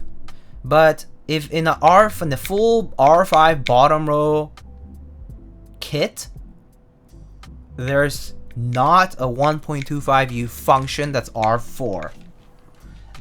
That said, you could still use any other key that's 1.25 U and R4. It just won't be the right legend. For example, you could use the shift key. So you'd have like double shift, which is kind of fun. So yeah, you could do that. But it wouldn't have the right legend, basically. That's the only thing. In terms of softness, if the is the F1 722 soft like the Kohaku or soft like the Forever? I would say soft like the Kohaku. The F1 is a pretty soft board. Or it has a lot of bounce to it. Also, the thing is, the F1 you can change that O-ring. So it depends on what you're using. If you're using a pretty stiff O-ring, you'll have a much sturdier type feel and not as much of that bounciness. So just keep that in mind. Like you can actually, but if you're talking about the stock one, I think it's like a Viton O-ring that it includes that's included in the kit for the F1s. I'm pretty sure that one is gonna be pretty soft, decently soft.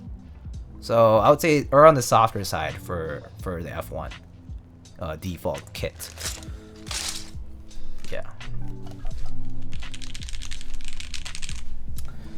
All right. It wouldn't be a stream in my channel without artisans because that's what we do. Just gonna pick them because I kind of feel like picking them. A darker green. We could go with the Skull Thulu, or we could go with the egg face. But this olive like green is kind of nice too. Maybe I'll go light and then dark, like this.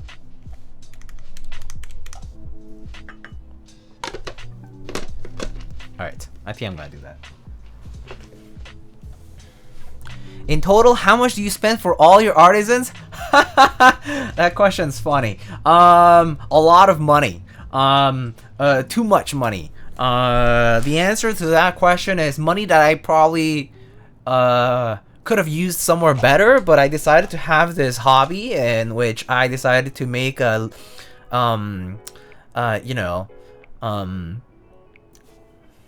spend a little what is the adjective? What is the adverb for it? Capricious. No. What is the adjective? What is the adverb for it?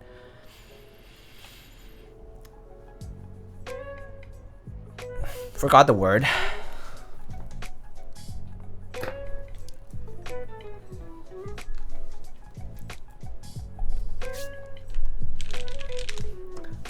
But not extravagantly, but you know, more carefree. You know, I like what I like, and so I spent the money for things that I like. So that's probably, yeah, I spent a lot of money into artisans and keyboards and key sets.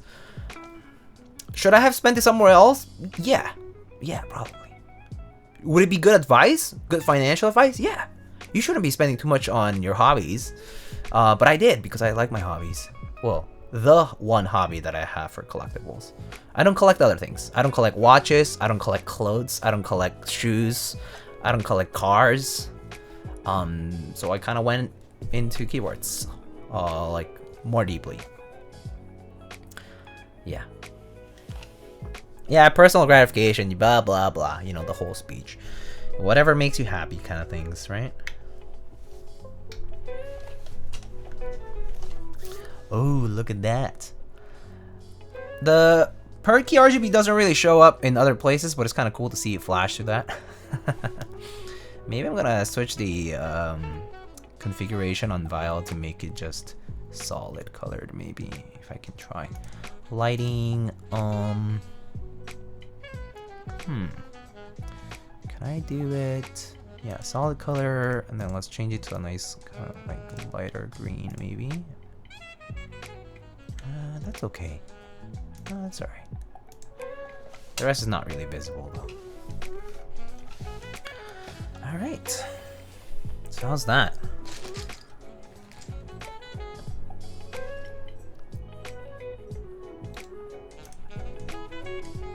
Best looking keycaps out of all time? Not biased, right? Not biased at all, huh? Alright.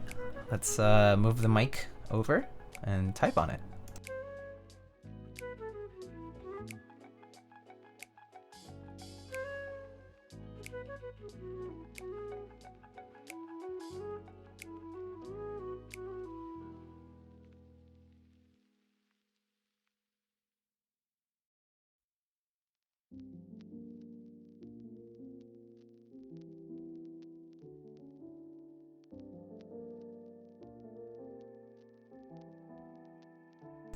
Alright, so turn off this fan over here and let's try this out. Turn off the music here, kind of loud. Alright, friends, so we have here our Fox Lab Sandglass. Sorry about the moving of the camera here, just adjusting some things. This is the Sandglass Ergo function rollers. Maybe you can see from the top. For the first typing test here, and I'll show you from this side later. But yeah, so function roller Sandglass Ergo from Fox Lab. This is currently built with Gateron X switches, Lube with 2.5 grade 0. We have the standard aluminum plate that comes with the kit, hot swap PCB. There is no foam inside of the board. I did not use the plate foam. I did not use the PE foam. I only put the little thin piece that prevents it from shorting if you happen to press it very hard. But that's it. It's just the aluminum plate. And for stabilizer, we have some TX stabs, 1.2 millimeter compatible ones. And those are Lube with 2.5 grade 0 as well. So, all right, let's give it a shot, shall we?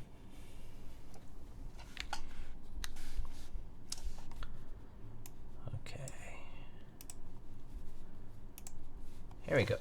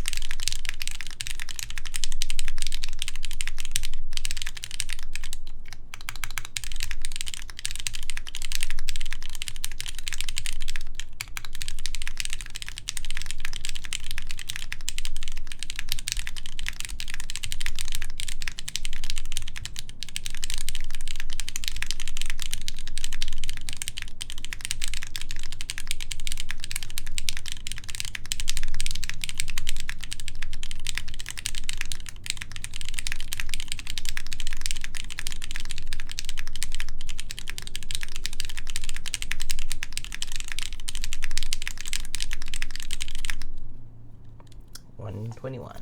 Also, I made a lot of mistakes at the beginning too, but I decided not to stop. I figured it'd be kind of annoying to stop.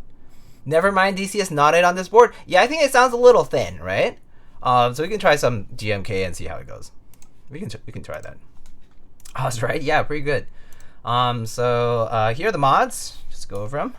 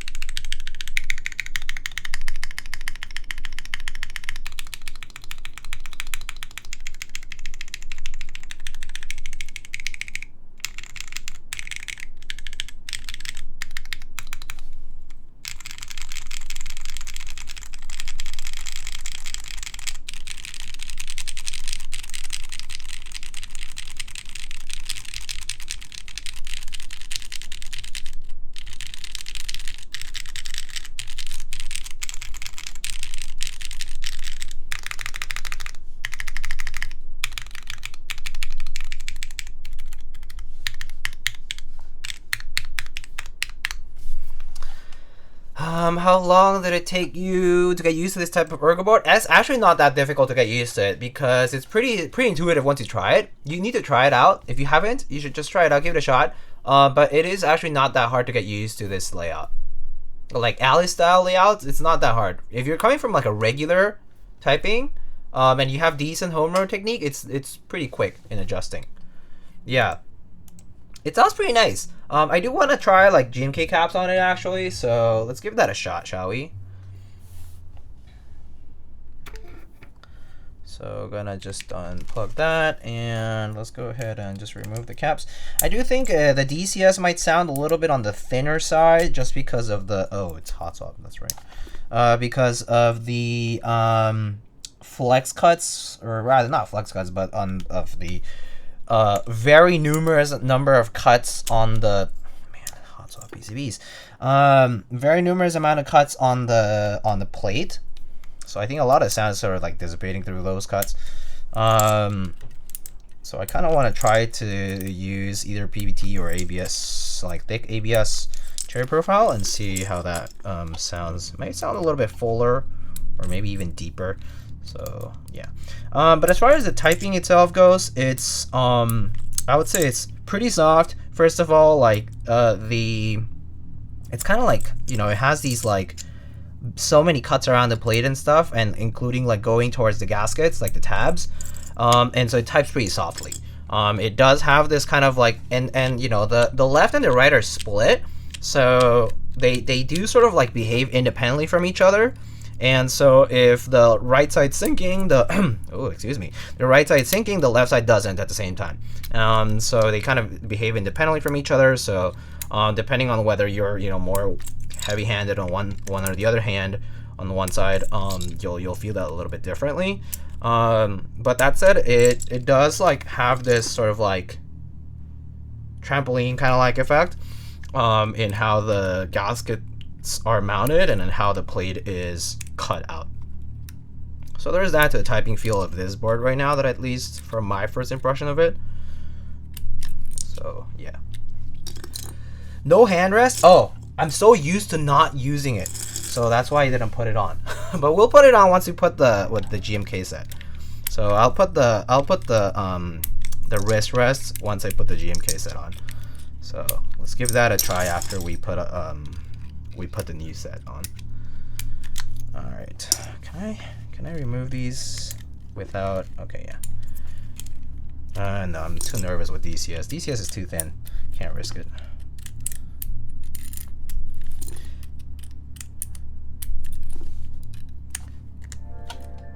GMK Nuke Data? Yeah, we can give it a shot.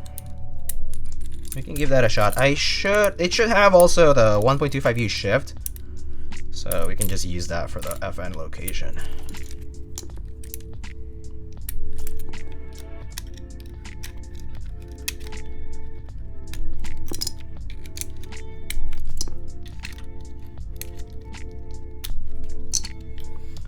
What's the thing that attracts you the most to keyboard hobby? For me, if you ask me why I buy a keyboard, for example, if I purchase a keyboard, why I'm buying it, probably two reasons. Either of two reasons or both reasons. Number one, I think it's pretty. I like the aesthetic of it. I will probably purchase a keyboard based on aesthetics first before anything else. I like how it looks. I think it looks elegant. I think it looks cool. I think the color's unique. Whatever it is, I will probably buy it based on aesthetic.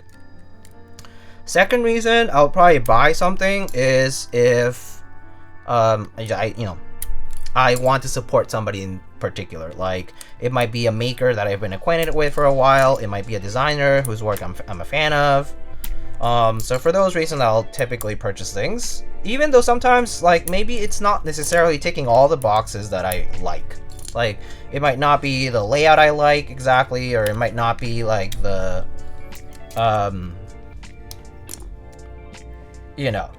like everything that I want. But sometimes I just want to support like a friend or like a specific maker. Like, I think it's cool to support like people's work in the community. Encourages them to do more, and if the work is good, then it's a bonus, right?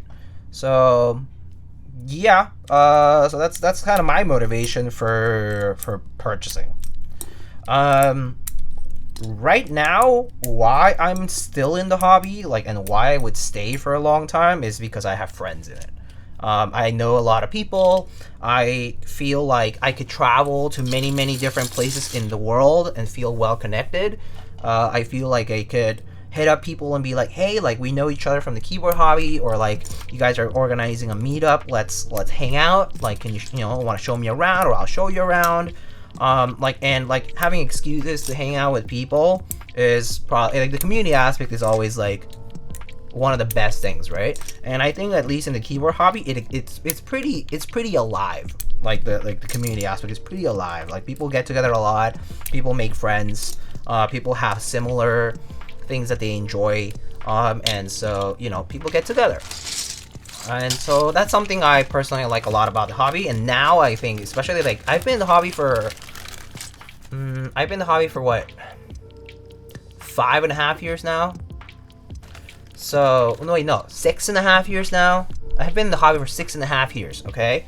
And I don't think there's a strong reason for me to stay in the hobby anymore. I've built a lot of keyboards. I've owned a lot of keyboards. I've purchased artisans. I've tried this. I've tried that. I've gone to meetups. I've flown out for meetups. I have done all these kinds of things. And so, like, there really isn't too many things that would keep me in, but the community. Like, friends and people I know. Like, it's become a familiar place for me. It's become something that I'm well acquainted with. It's become something that I am comfortable with. And so ultimately, like, it feels natural to be in it. So that's a big reason why I stay. And why I keep building keyboards, for example, is because I enjoy it. I enjoy, like, building stuff with my hands. I enjoy, like, checking out new things that people are doing. It's like, yeah, it can be repetitive, TBH, right? There's, like, a keyboard sounds like a keyboard, it looks like a keyboard, layouts are the same. A lot of elements are borrowed from other places too. It gets repetitive, sure, but it's still fun. So that's kind of why I stuck around still.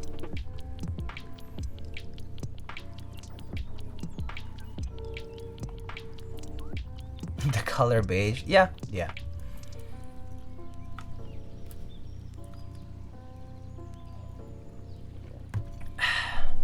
All right, so let's go get GMK Nuke Data, was it?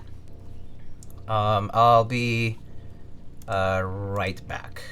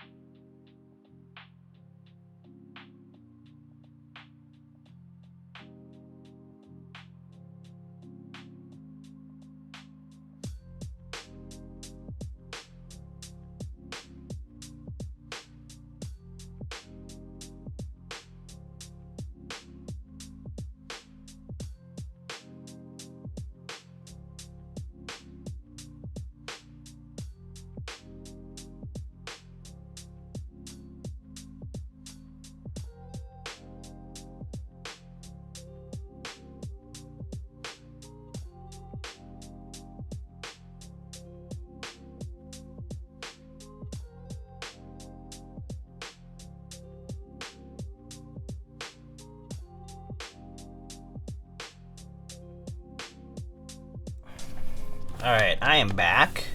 And now let's put on GMK Nuke Data. So I got my kits over here.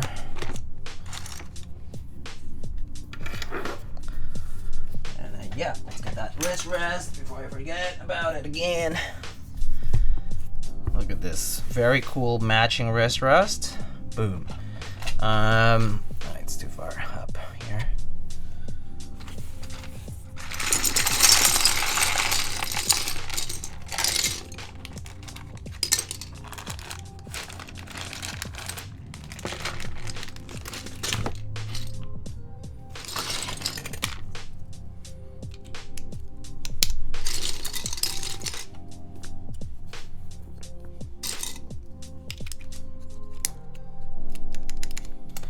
I kind of feel like having the Cadet Alphas. So let's do those because I'm just feeling like it.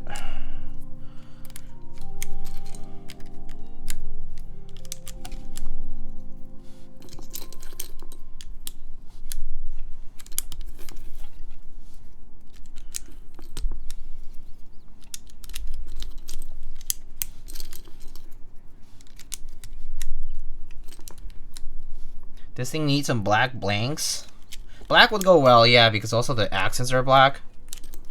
So definitely would go pretty well with it too.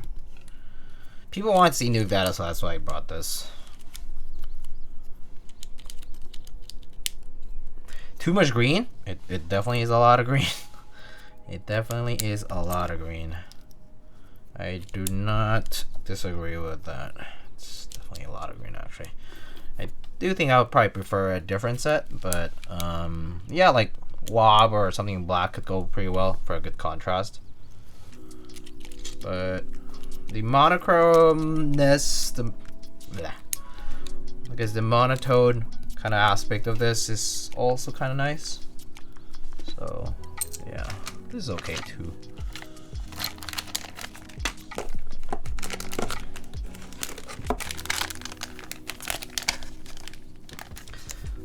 That or Imps to Irish? Imps to Irish wouldn't work just because of the lack of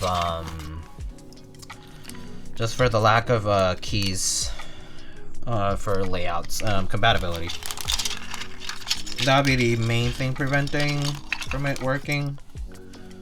But yeah, that could look good too. I mean, it's beige and green. Will look kind of nice. But yeah, compatibility would be the main thing standing in the way of it.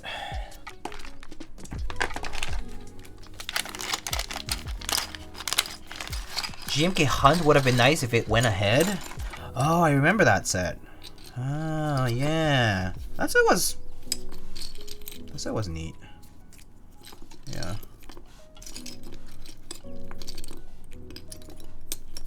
These novelties, yeah, okay. Novelties, huh? Is there anything cool here that I might want to use for this? Is there R5 novelties other than these guys? Maybe I'll use these guys here. I don't think there's one new R5, so I'll leave that alone.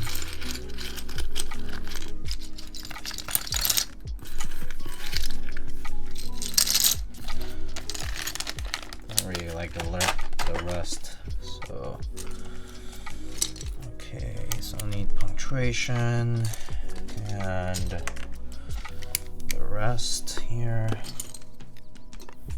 It's gonna take me a little while to find everything.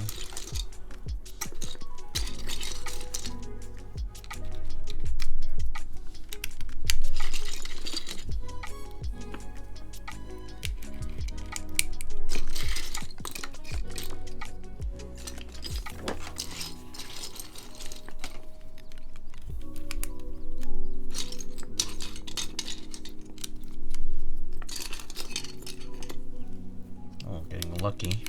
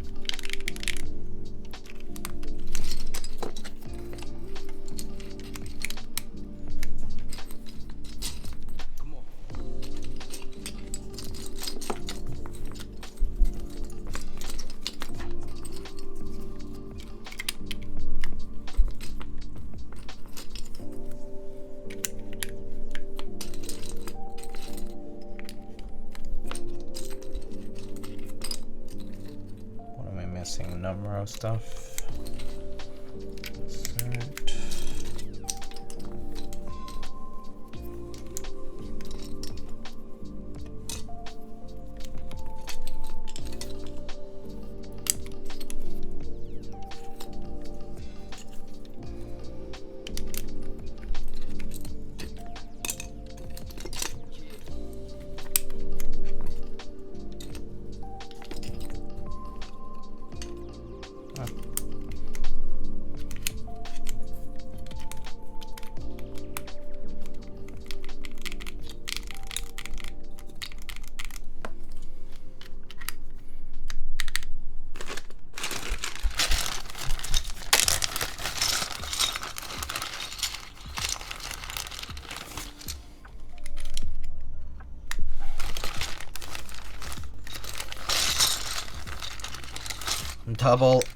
Double shift for it to work.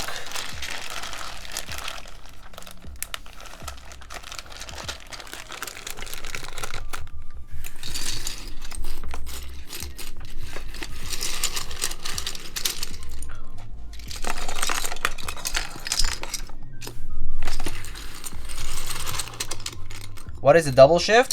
It's because Nuke Data uses an R5 bottom row, and so you need to use an R4 key here, which is 125U, and I don't think there's other 125U keys that fit that other than the ISO shift. So that's why we're using that. Does that make sense?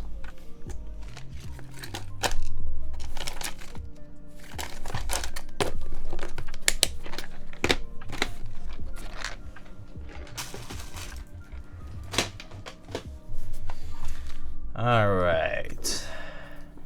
Fair enough. More shift, more words per minute. Yeah.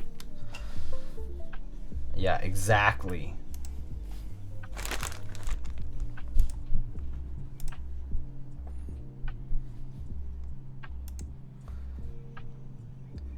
All right, let's try this out now with our wrist rest here. Is it visible? Is it too close to the... I think that's fine. All right, that's good. All right, so I don't know why the window's kind of... Oh, I see. All right, let's give this a try. This is a very nice green for sure. Yes, I do agree with that, Nightwalker. All right, so now we have GMK Nuke Data for the key set. And we're gonna give typing a try here. So pretty much same specs, GATX, aluminum plate. And now we have GMK instead of DCS. Okay. All right, here we go. Oop.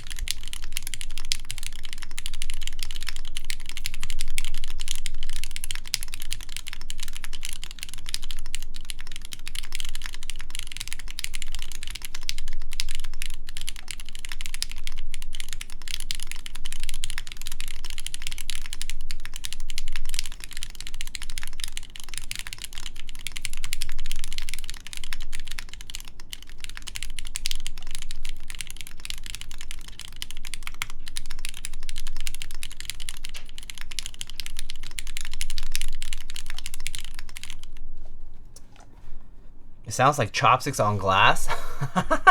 Yeah, it kind of does sound really quiet actually. It actually sounds more muted than DCS, which is not what I expected. So it kind of sounds really quiet, right? It's actually not what I expected. I thought it would sound a little bit fuller, but maybe just the thickness of the caps is just actually like absorbing all the sound. So, but yeah, I think the DCS might have sounded a little better. So, I mean, I think one thing to say about it is at least maybe, I mean, it'll probably benefit from using like, you know, either piece of foam, of course, probably to give it a little bit more like a fuller sound. Another thing would be, I kind of wish the aluminum plate wasn't as skeleton-y. That could also give it a fuller sound without having to use the foam. So that could be another option. But yeah. Alright. Do you lube the switches? Yeah, these are lubed, yeah. Alright, so here are the mods again.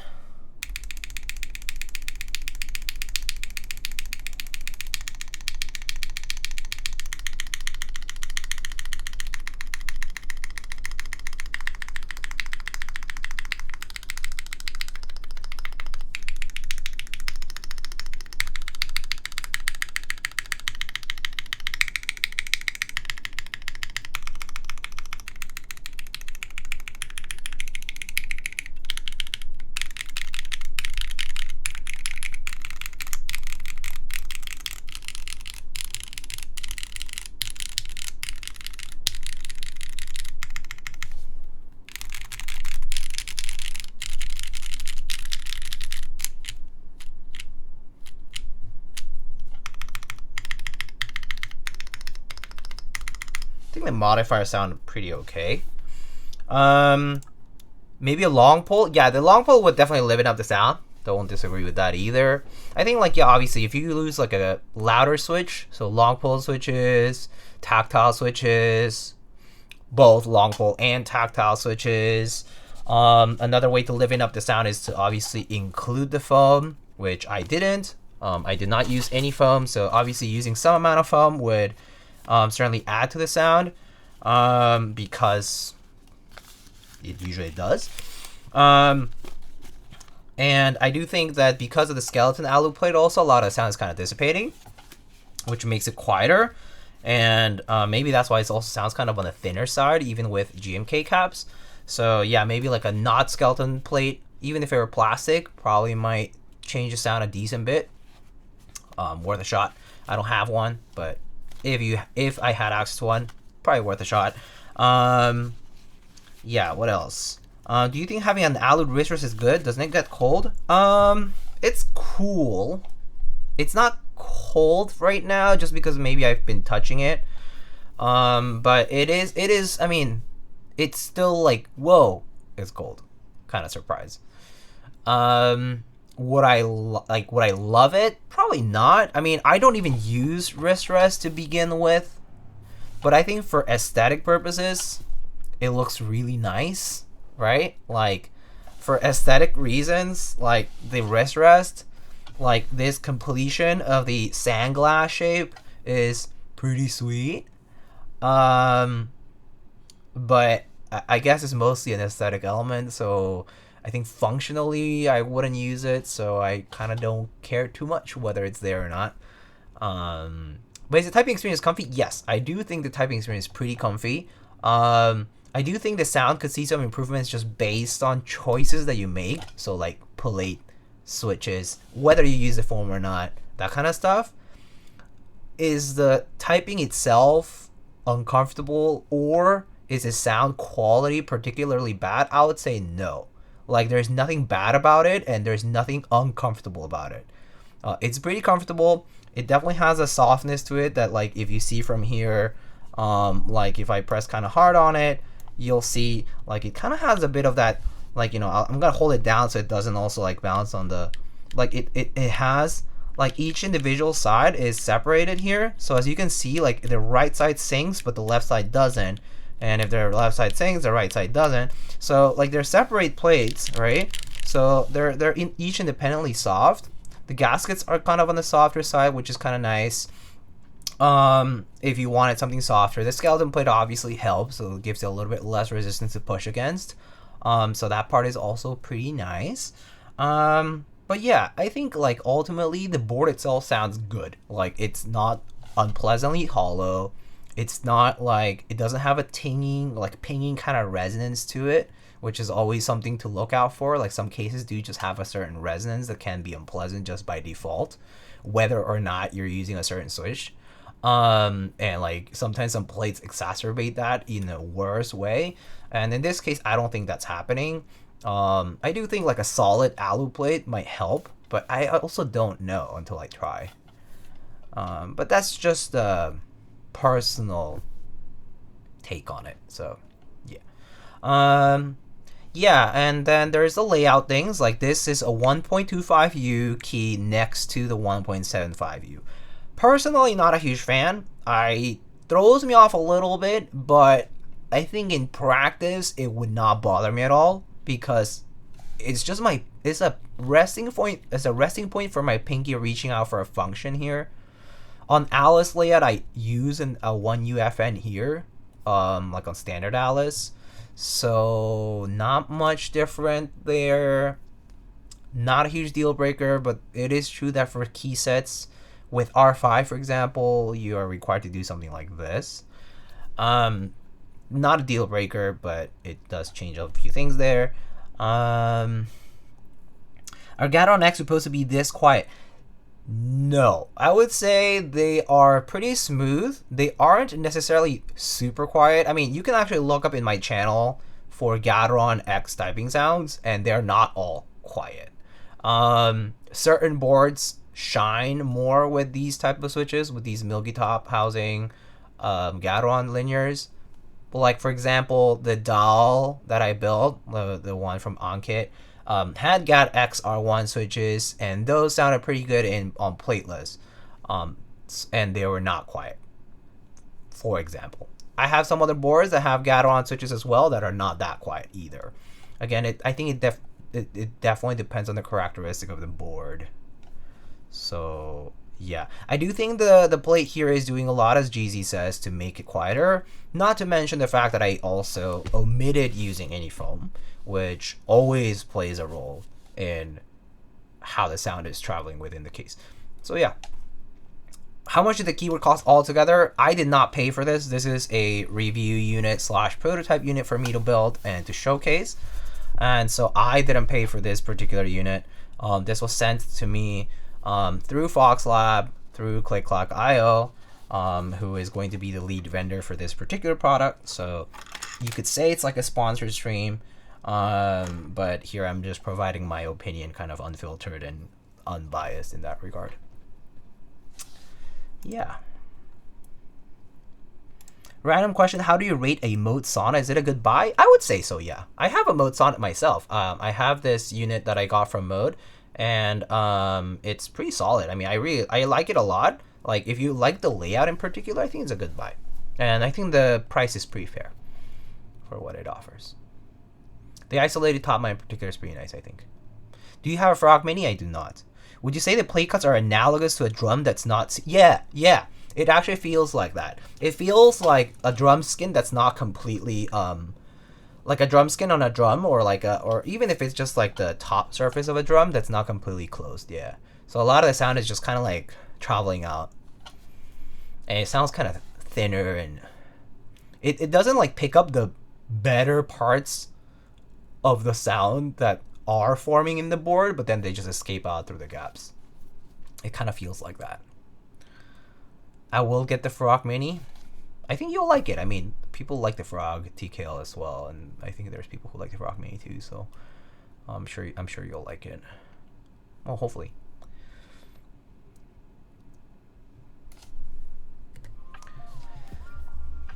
All right, I'm gonna move the mic and kind of show you guys the board from different sides and angles and whatnot.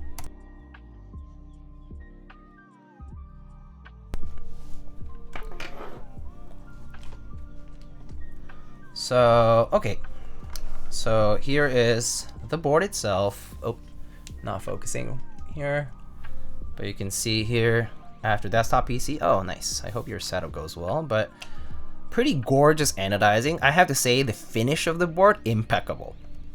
Even internally, there were no little burrs, no little defects, no little gashes or anything, nothing like that. Even on the interior of the board, the finish as far as the anodizing is concerned, like right now you can see like a little bit of oiliness and like kind of like the dampness is coming out from my hands because my hands are a little sweaty from like just doing stuff.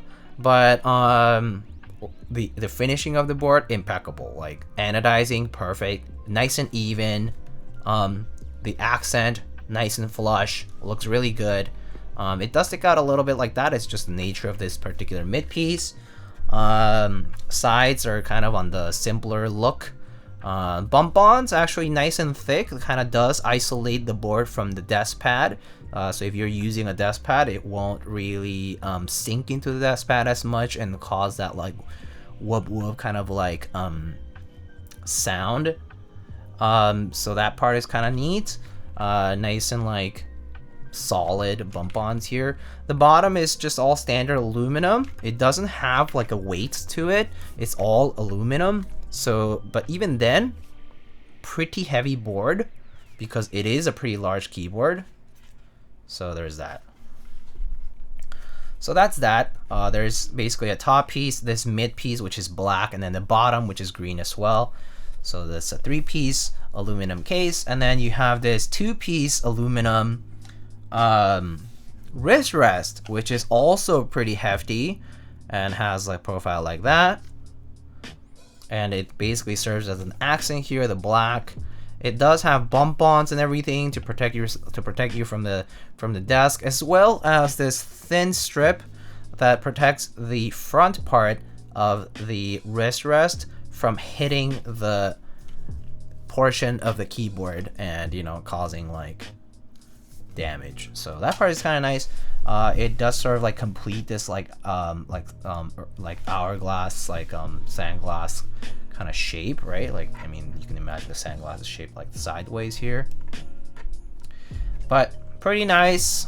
Something that's perfectly fit. Dimensions are pretty much perfect. The matching between the two pieces here, even though these are separate, is really good. So as far as like finishing quality goes, this Fox Lab board is really nice. You can look at it from the side here as well. I think it's a little too close to camera here. I'm gonna make it a little, yeah, there. So a little better here angle wise. So you can see it's an 8-degree typing angle from the side. There is our wrist rest here. I'm gonna move the wrist rest a little bit further so you can see the board a little bit more clearly. And it looks like that. Pretty nice board. These caps are floating a little bit just because of the artisans. The artisans just have stems that are like a little longer. But overall, like profile wise, really nice, really solid. This is the side profile of the board, as you can see, with R5. Looks pretty cool. I do think, like, as far as the layout is concerned, pretty easy to use, no different from most Atlas layout styles. But the look of it from the side, really nice IMO. Is there a Discord or the Keycaps page? Yes, there is. It's in exclamation build. I'm Aaronish. Exclamation build for the interest check. Fox Lab also has an Instagram. I think it's like Fox _lab _ keyboard on Instagram. They also have a Discord server, I believe. This is going to be running through ClickClack.io, however, so it might also be worthwhile being in the ClickClack.io Discord server where you can also ask questions about it.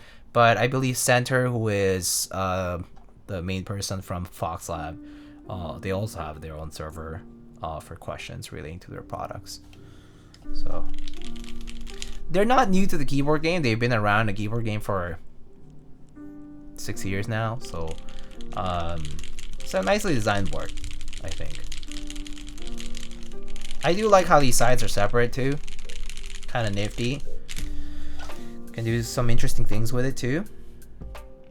Yes, Fox Lab usually does run as their own vendor, but this time they're doing this particular run of the FRL Sandglass Ergo through ClickClack. Yeah, through a partnership. Just to mention.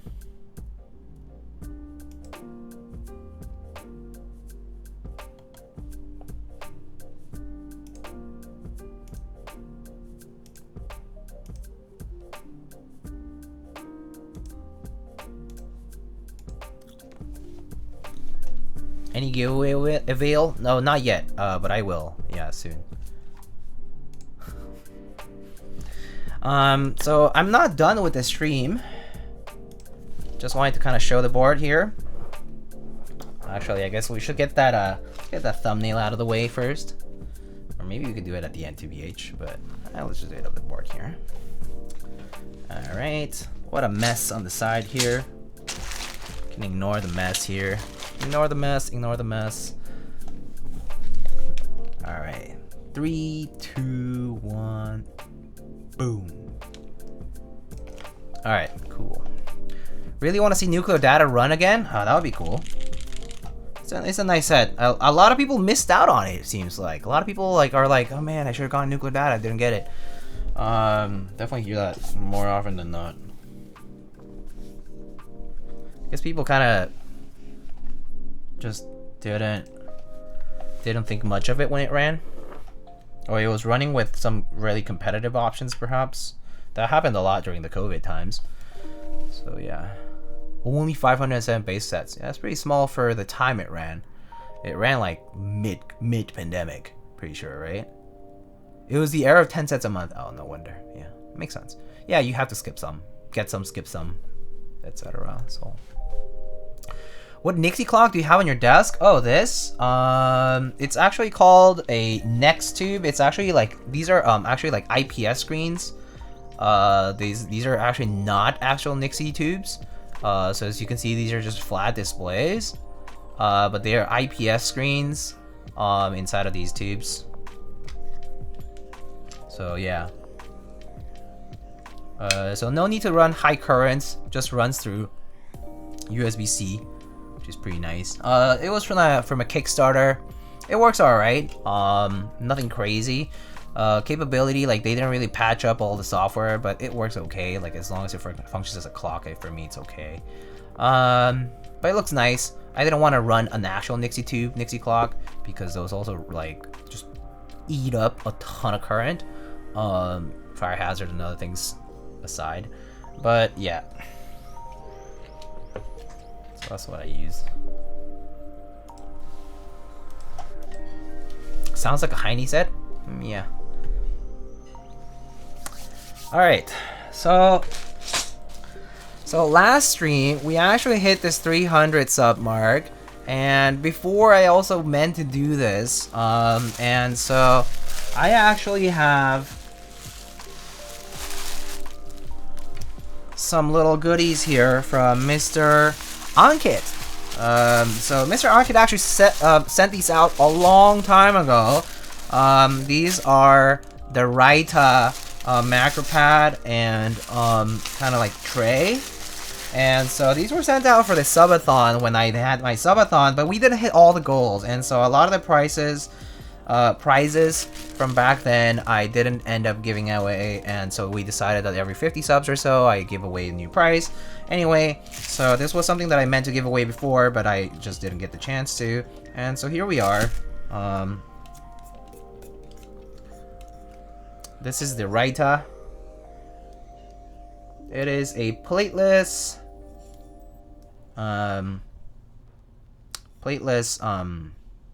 macro pad basically. And so I have two of them actually. I have one of them here in navy for myself, and I have one of them here, also in navy, for you to match with me. Ooh, twinsies. For, yes, subathon giveaway initially. This was early 2023, 3 months ago, from Ankit. But yeah, here's some bonbons. But so I will actually be building this one here. Pretty easy, just 8 switches. I'm just gonna use some of the leftover Gateron X switches that I have. But we'll also be giving away this set as well. Maybe I'll just build it, actually. Do you guys want... Do you guys think I should just build it up? So whoever gets it just has a macro path that they can use right away. Because it's just 8 switches. So, like, why not? I think I have enough switches, do I? Oh, maybe not. Let me see. I think I should have some spares too, though.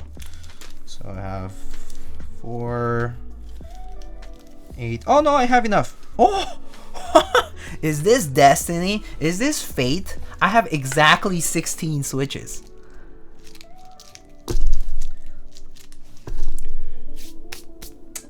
Poggers.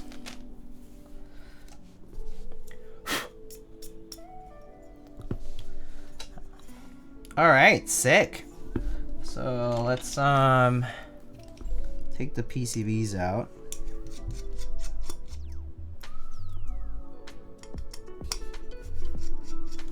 I was about to suggest mil-maxing. I don't have mil-max sockets with me because I don't use them.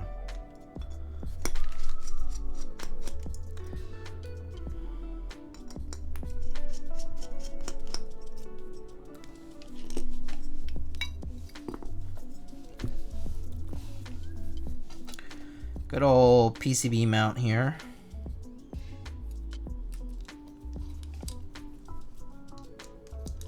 Oh, a little loose on Gateron here. It's okay. No biggie.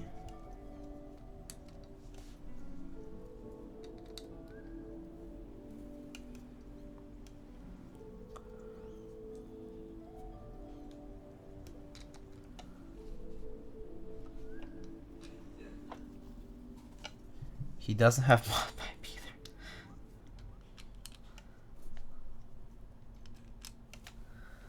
either. Okay, so just do that. I'm just gonna flip it around like this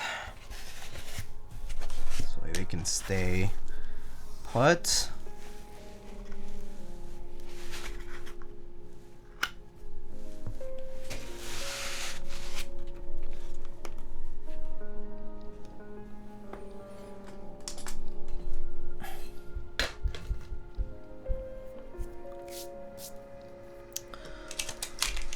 Alright, so let's solder these bad boys. Pretty quick, only 8 switches. So I'm gonna run fanless here.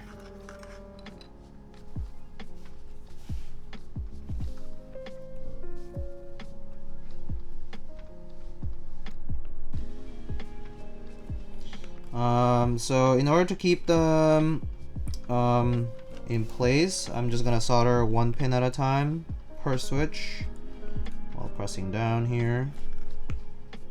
Just nice and simple here.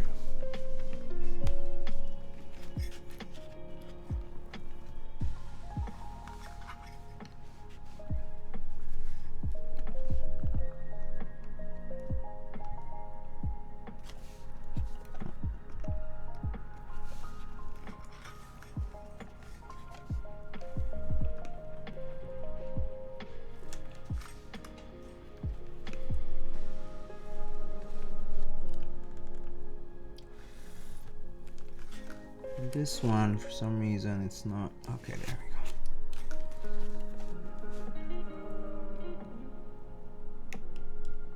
go. Okay. Now let's just make sure they're all nice and flush. This one isn't, but the rest are.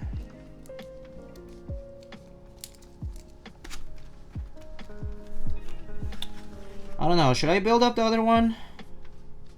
Because it won't hurt. It's just 8 switches to desolder if you have to.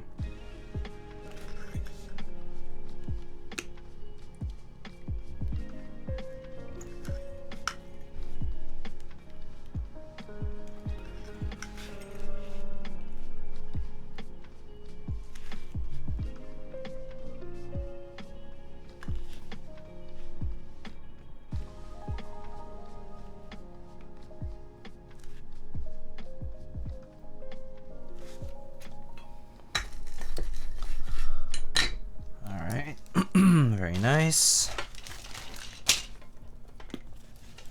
think you should just work right off the bat. Check.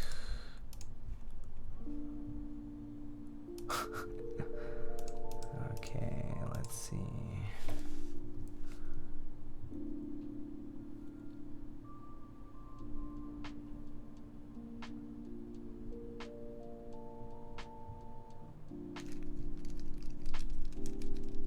All right, cool. It's working. All right, and then let's also build this one up.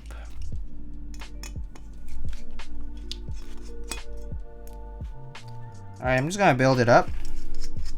So whoever wins, if they want it, I'll just have 8 Gatex switches to try.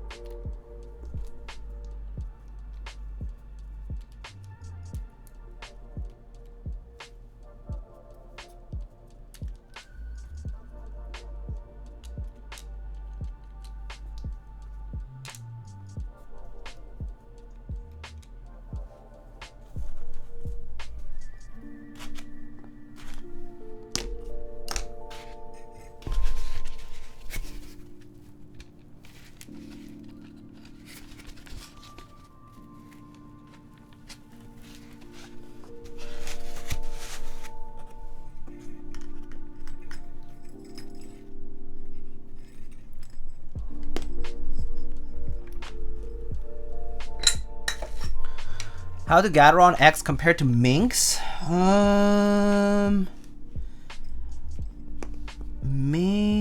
Misc would use like ink housings, so I guess they're a little bit different. But as far as they're both got linears, right? I think that's the only difference, right? They're both got linears. I think they both have milky tops too. Oh, milky top inks with gap pro stem. Okay. I mean, they're both very smooth for what it's worth. So, at least as far as smoothness goes, no big difference there. I don't know which one I would like more. I like the color of the Gatex ones a lot, but that said, the Miscs are pretty cute too, though. TBH. Oh no, I'm not sure. I don't think I have any boards with Misc myself, actually.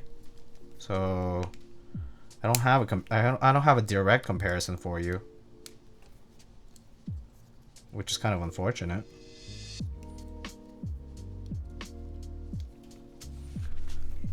I like the cheaper one. Yeah, pretty much. I think at that point, whichever is cheaper or more accessible is probably fine with me. Which in this case, I actually don't know which one it is. I think maybe Gatex are stocked less often, perhaps. Actually, I'm not sure.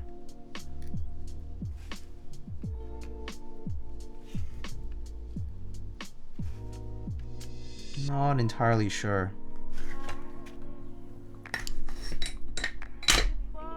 Sounds like Exodus. Yeah, might as well, right?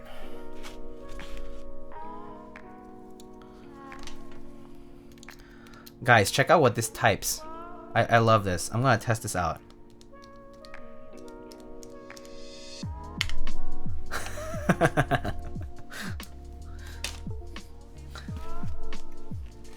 That's what's pre-programmed.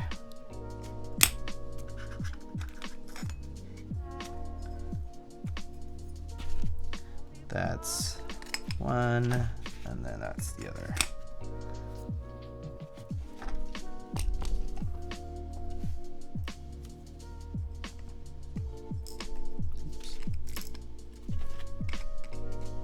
Maybe I should just put the screws on first for ease of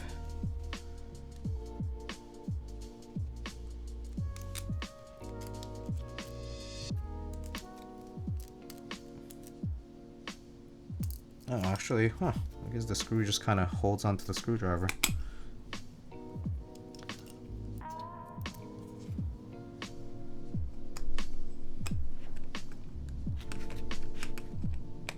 Okay.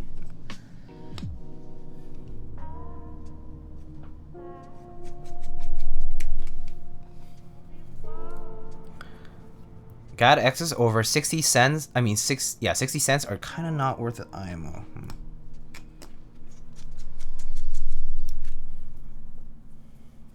Well, just considering Mings because they're in stock on Mikibo? Well, if they're in stock and the other ones aren't, then might as well just go with the ones that are in stock, right?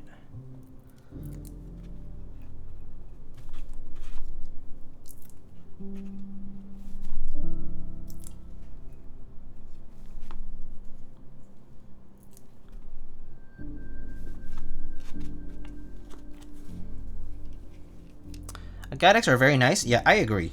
I personally really like Gatex myself. I don't think I've tried Minx in any boards of mine, so I can't really say how they compare. But I've heard good things about them. Haven't bought them myself, and I bought a lot of Gatex switches, and I've enjoyed them a lot. I've enjoyed using them a lot. So yeah, can't say anything bad about Gatex switches just because I've enjoyed them a lot. So maybe it's just biased, but yeah.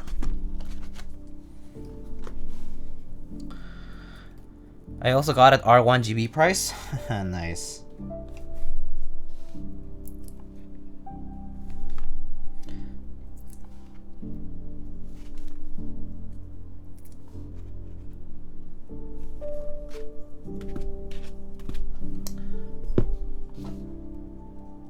Wait, these support different bump-ons?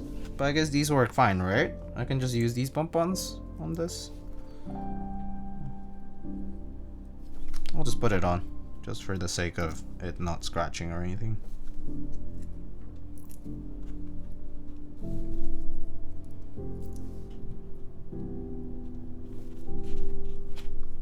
Do you spring swap with your Gatex? Not me. Because I like them as is. Oh, those holes are the way they hook for Ann. Oh, okay. I see now. Oh, I see. Yeah, I do see the slight marks. Small, but they're there.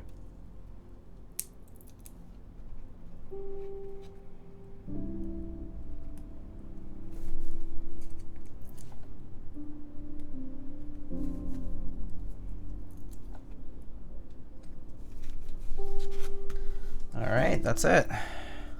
Where are the hook marks? They're tiny. They're there.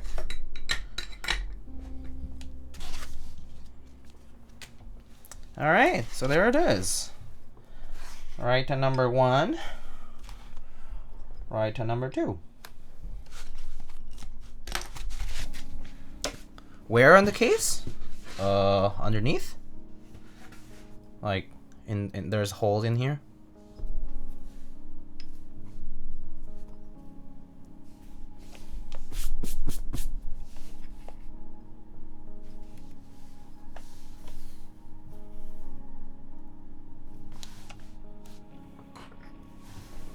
Alright.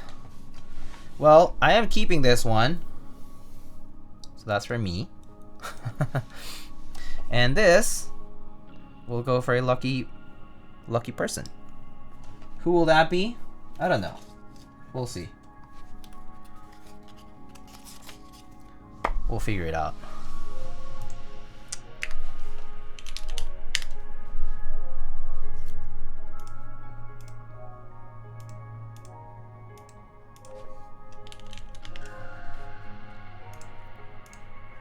Alright, so yeah, let's do marbles. How about that?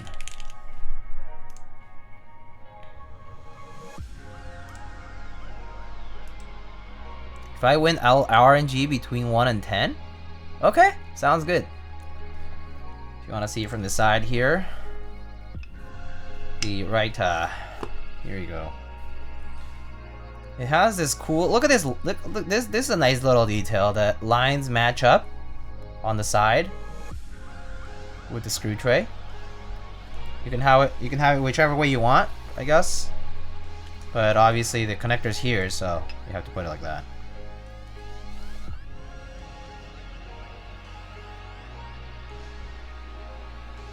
Pretty pog, pretty nice.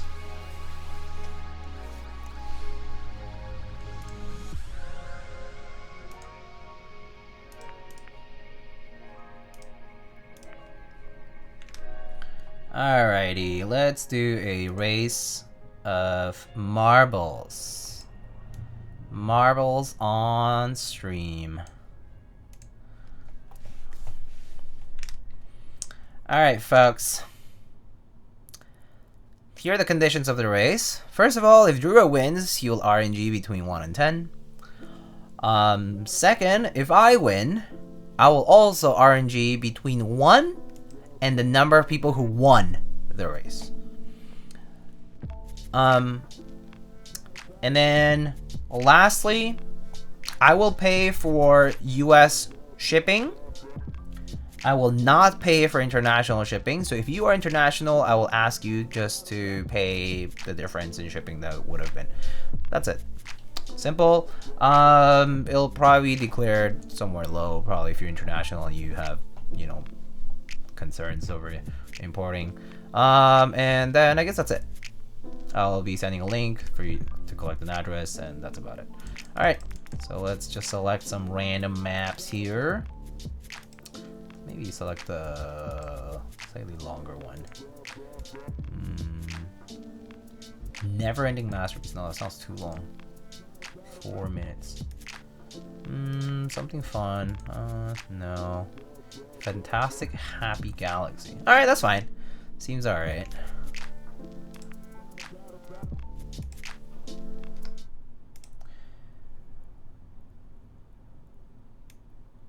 Alright. Exclamation play to enter for a Rita from Ankit.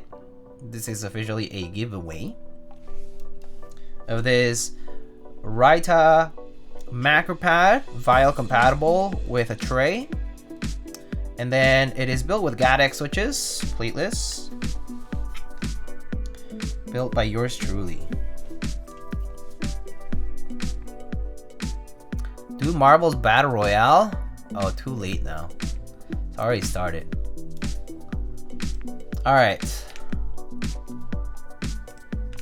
I'll give people 90 seconds. No, let's say 80 seconds to join. I'll join in myself.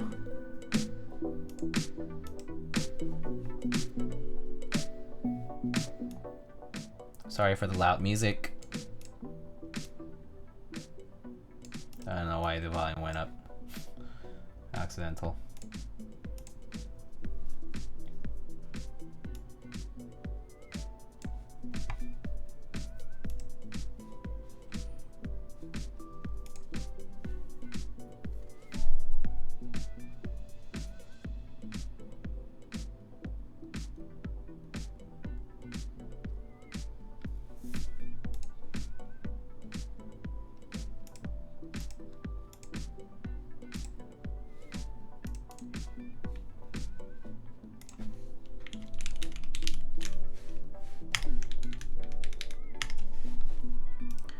Alright, 20 more seconds for y'all to join.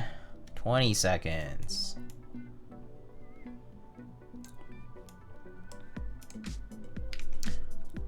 And we're starting in 10, 9, 8, 7, 6, 5, 4, 3, 2, 1, and let's go.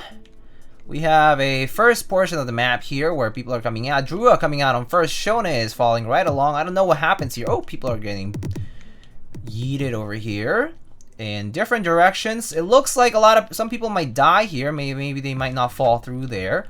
But Drua leading the pack. I'm there myself in second-ish. I'm not sure. But Drua is actually leading the pack here.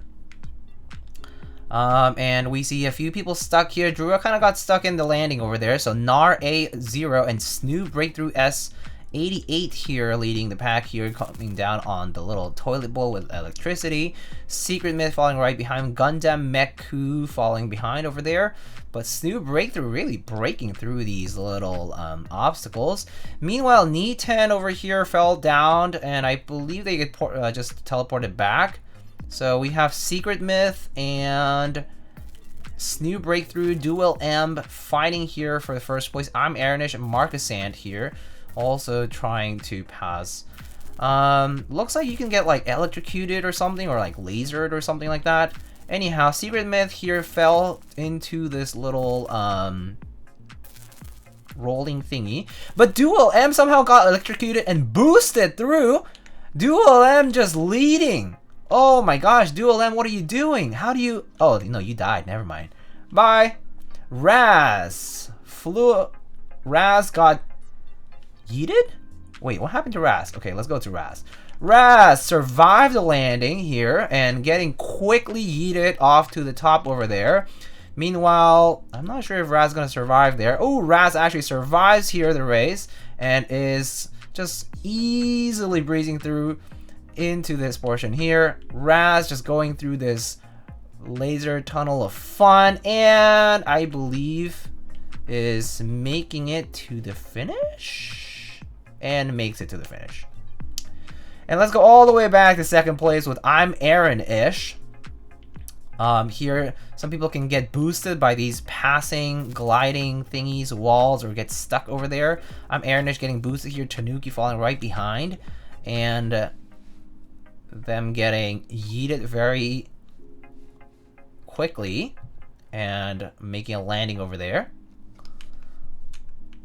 So let's follow I'm Aaron-ish, just safely going through the tunnel with Captain Badass, Tanuki, and Darua falling right behind. Shonas, Ni-10, Wantagon, Snoopy Smells, Ninewalker, Snoop Breakthrough, Quappa, and other folks. I'm myself somewhere over there.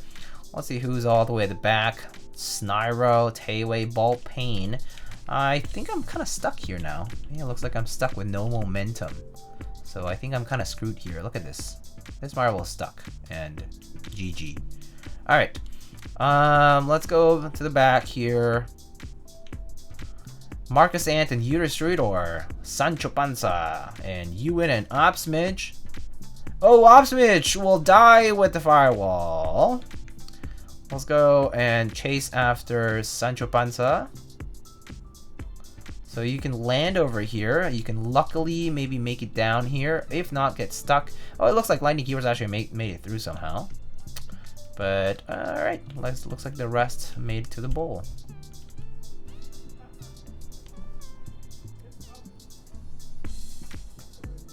Yeah, Raz smoked everybody. Everybody.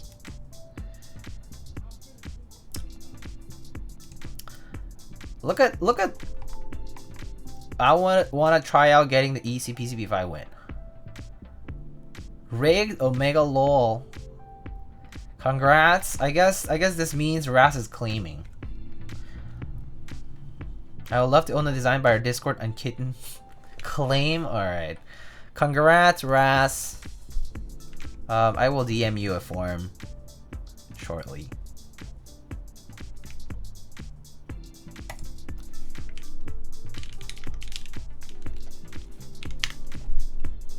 Who got last? Let's see. Who got last? Last was Sancho Panza and Marcus Ant and myself. And about 10-ish people died.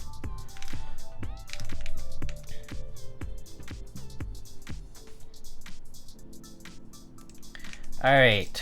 Let's see. Let me find you, Raz. Let me go to my dashboard.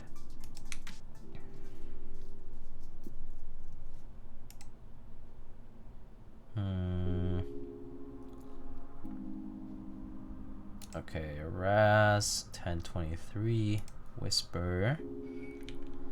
All right, wow! It looks like Raz won a prize 2 months ago too, and sometime a long time ago as well. Look at Raz just breezing through these prizes and these wins. Rigged. But we all knew that everything's rigged in my channel, right? We always rig it. Alright, cool. Alright, Raz, just fill that out, and I'll be in touch with you. Actually, you'll probably just see it in the mail soon enough. But again, congrats. This is the Ryta.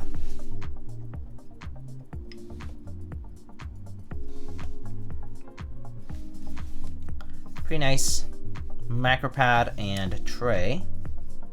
You can put them side by side, like this, however you want. Did I miss a marble race for the Ryta? You did, one drunk man. You did. I'm sorry. Is this rigged? Is this rigged? Yeah, subs are rigged too. Scruffy Marks, thank you so much for the 32 rigged months.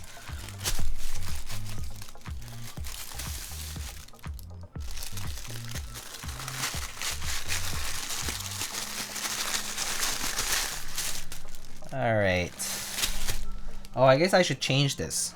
Hold on. I'm gonna rewrite this.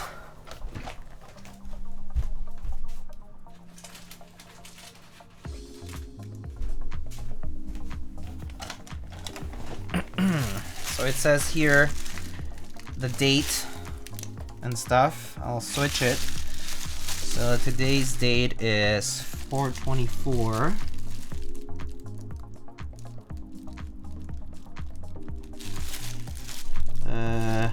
No, that's kind of hard to write. Okay, I'll just cross it out and then write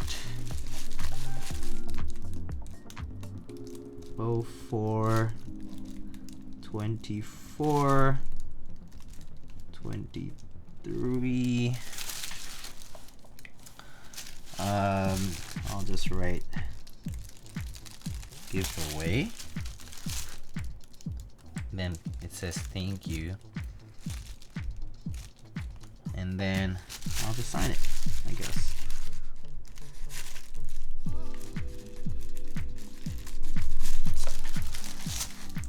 There it is.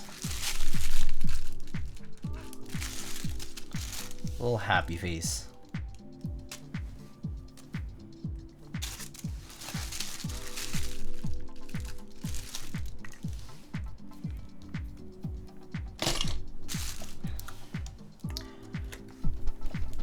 Okay, all right, that's done. And then wrap this up.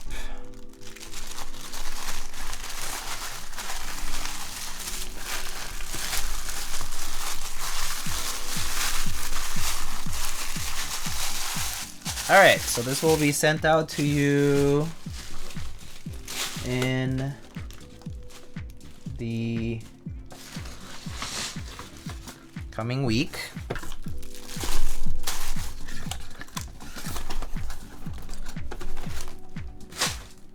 All right, so I guess that's about it for that.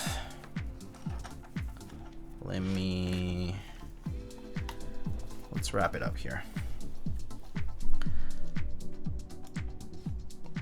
All right, so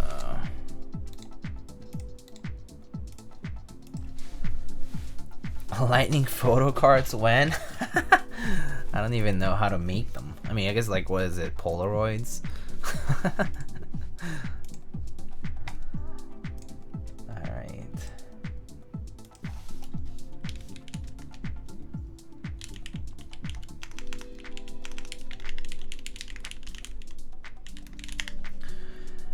Alright.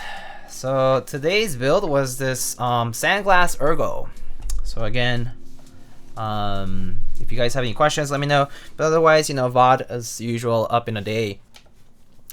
We can go rate somebody right now, and then yeah, just to kind of keep you in the loop, the next stream is going to be a Key Cult number 2 TKL commission. I actually made the mistake of saying it was a 265. It's actually going to be a TKL, and that's going to be on Wednesday, probably Wednesday evening. Well, actually, pending time, because I'm not sure. I might be out looking at apartments. So we'll see if that happens. But I mean, yeah, it's gonna be later this week though. And for that, there's something interesting. There's going to be 2 builds for that. There's going to be something for Alps and something for MX. So that's going to be kind of fun. So yeah, that's going to be next time.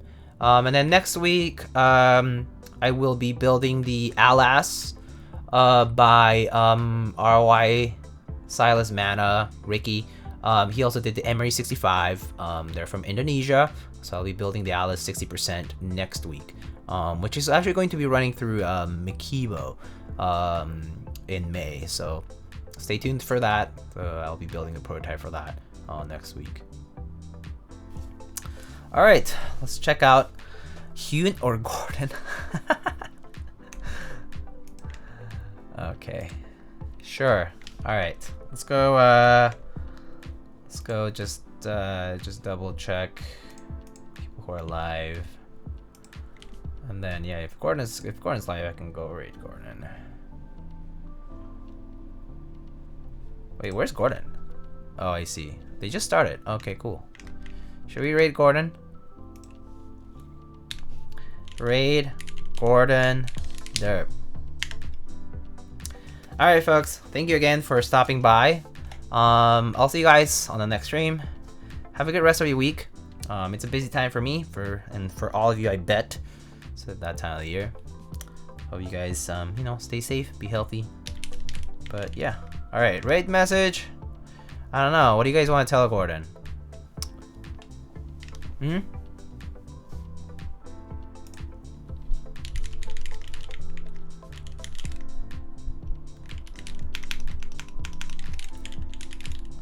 Oh yeah, we built keyboards. You cunt. Meowgo Pog. Alright. There's our raid message. Let's go. Alright friends, take it easy. Have a good one. Take care of yourselves. I'll see you guys in the next one, okay? Take care.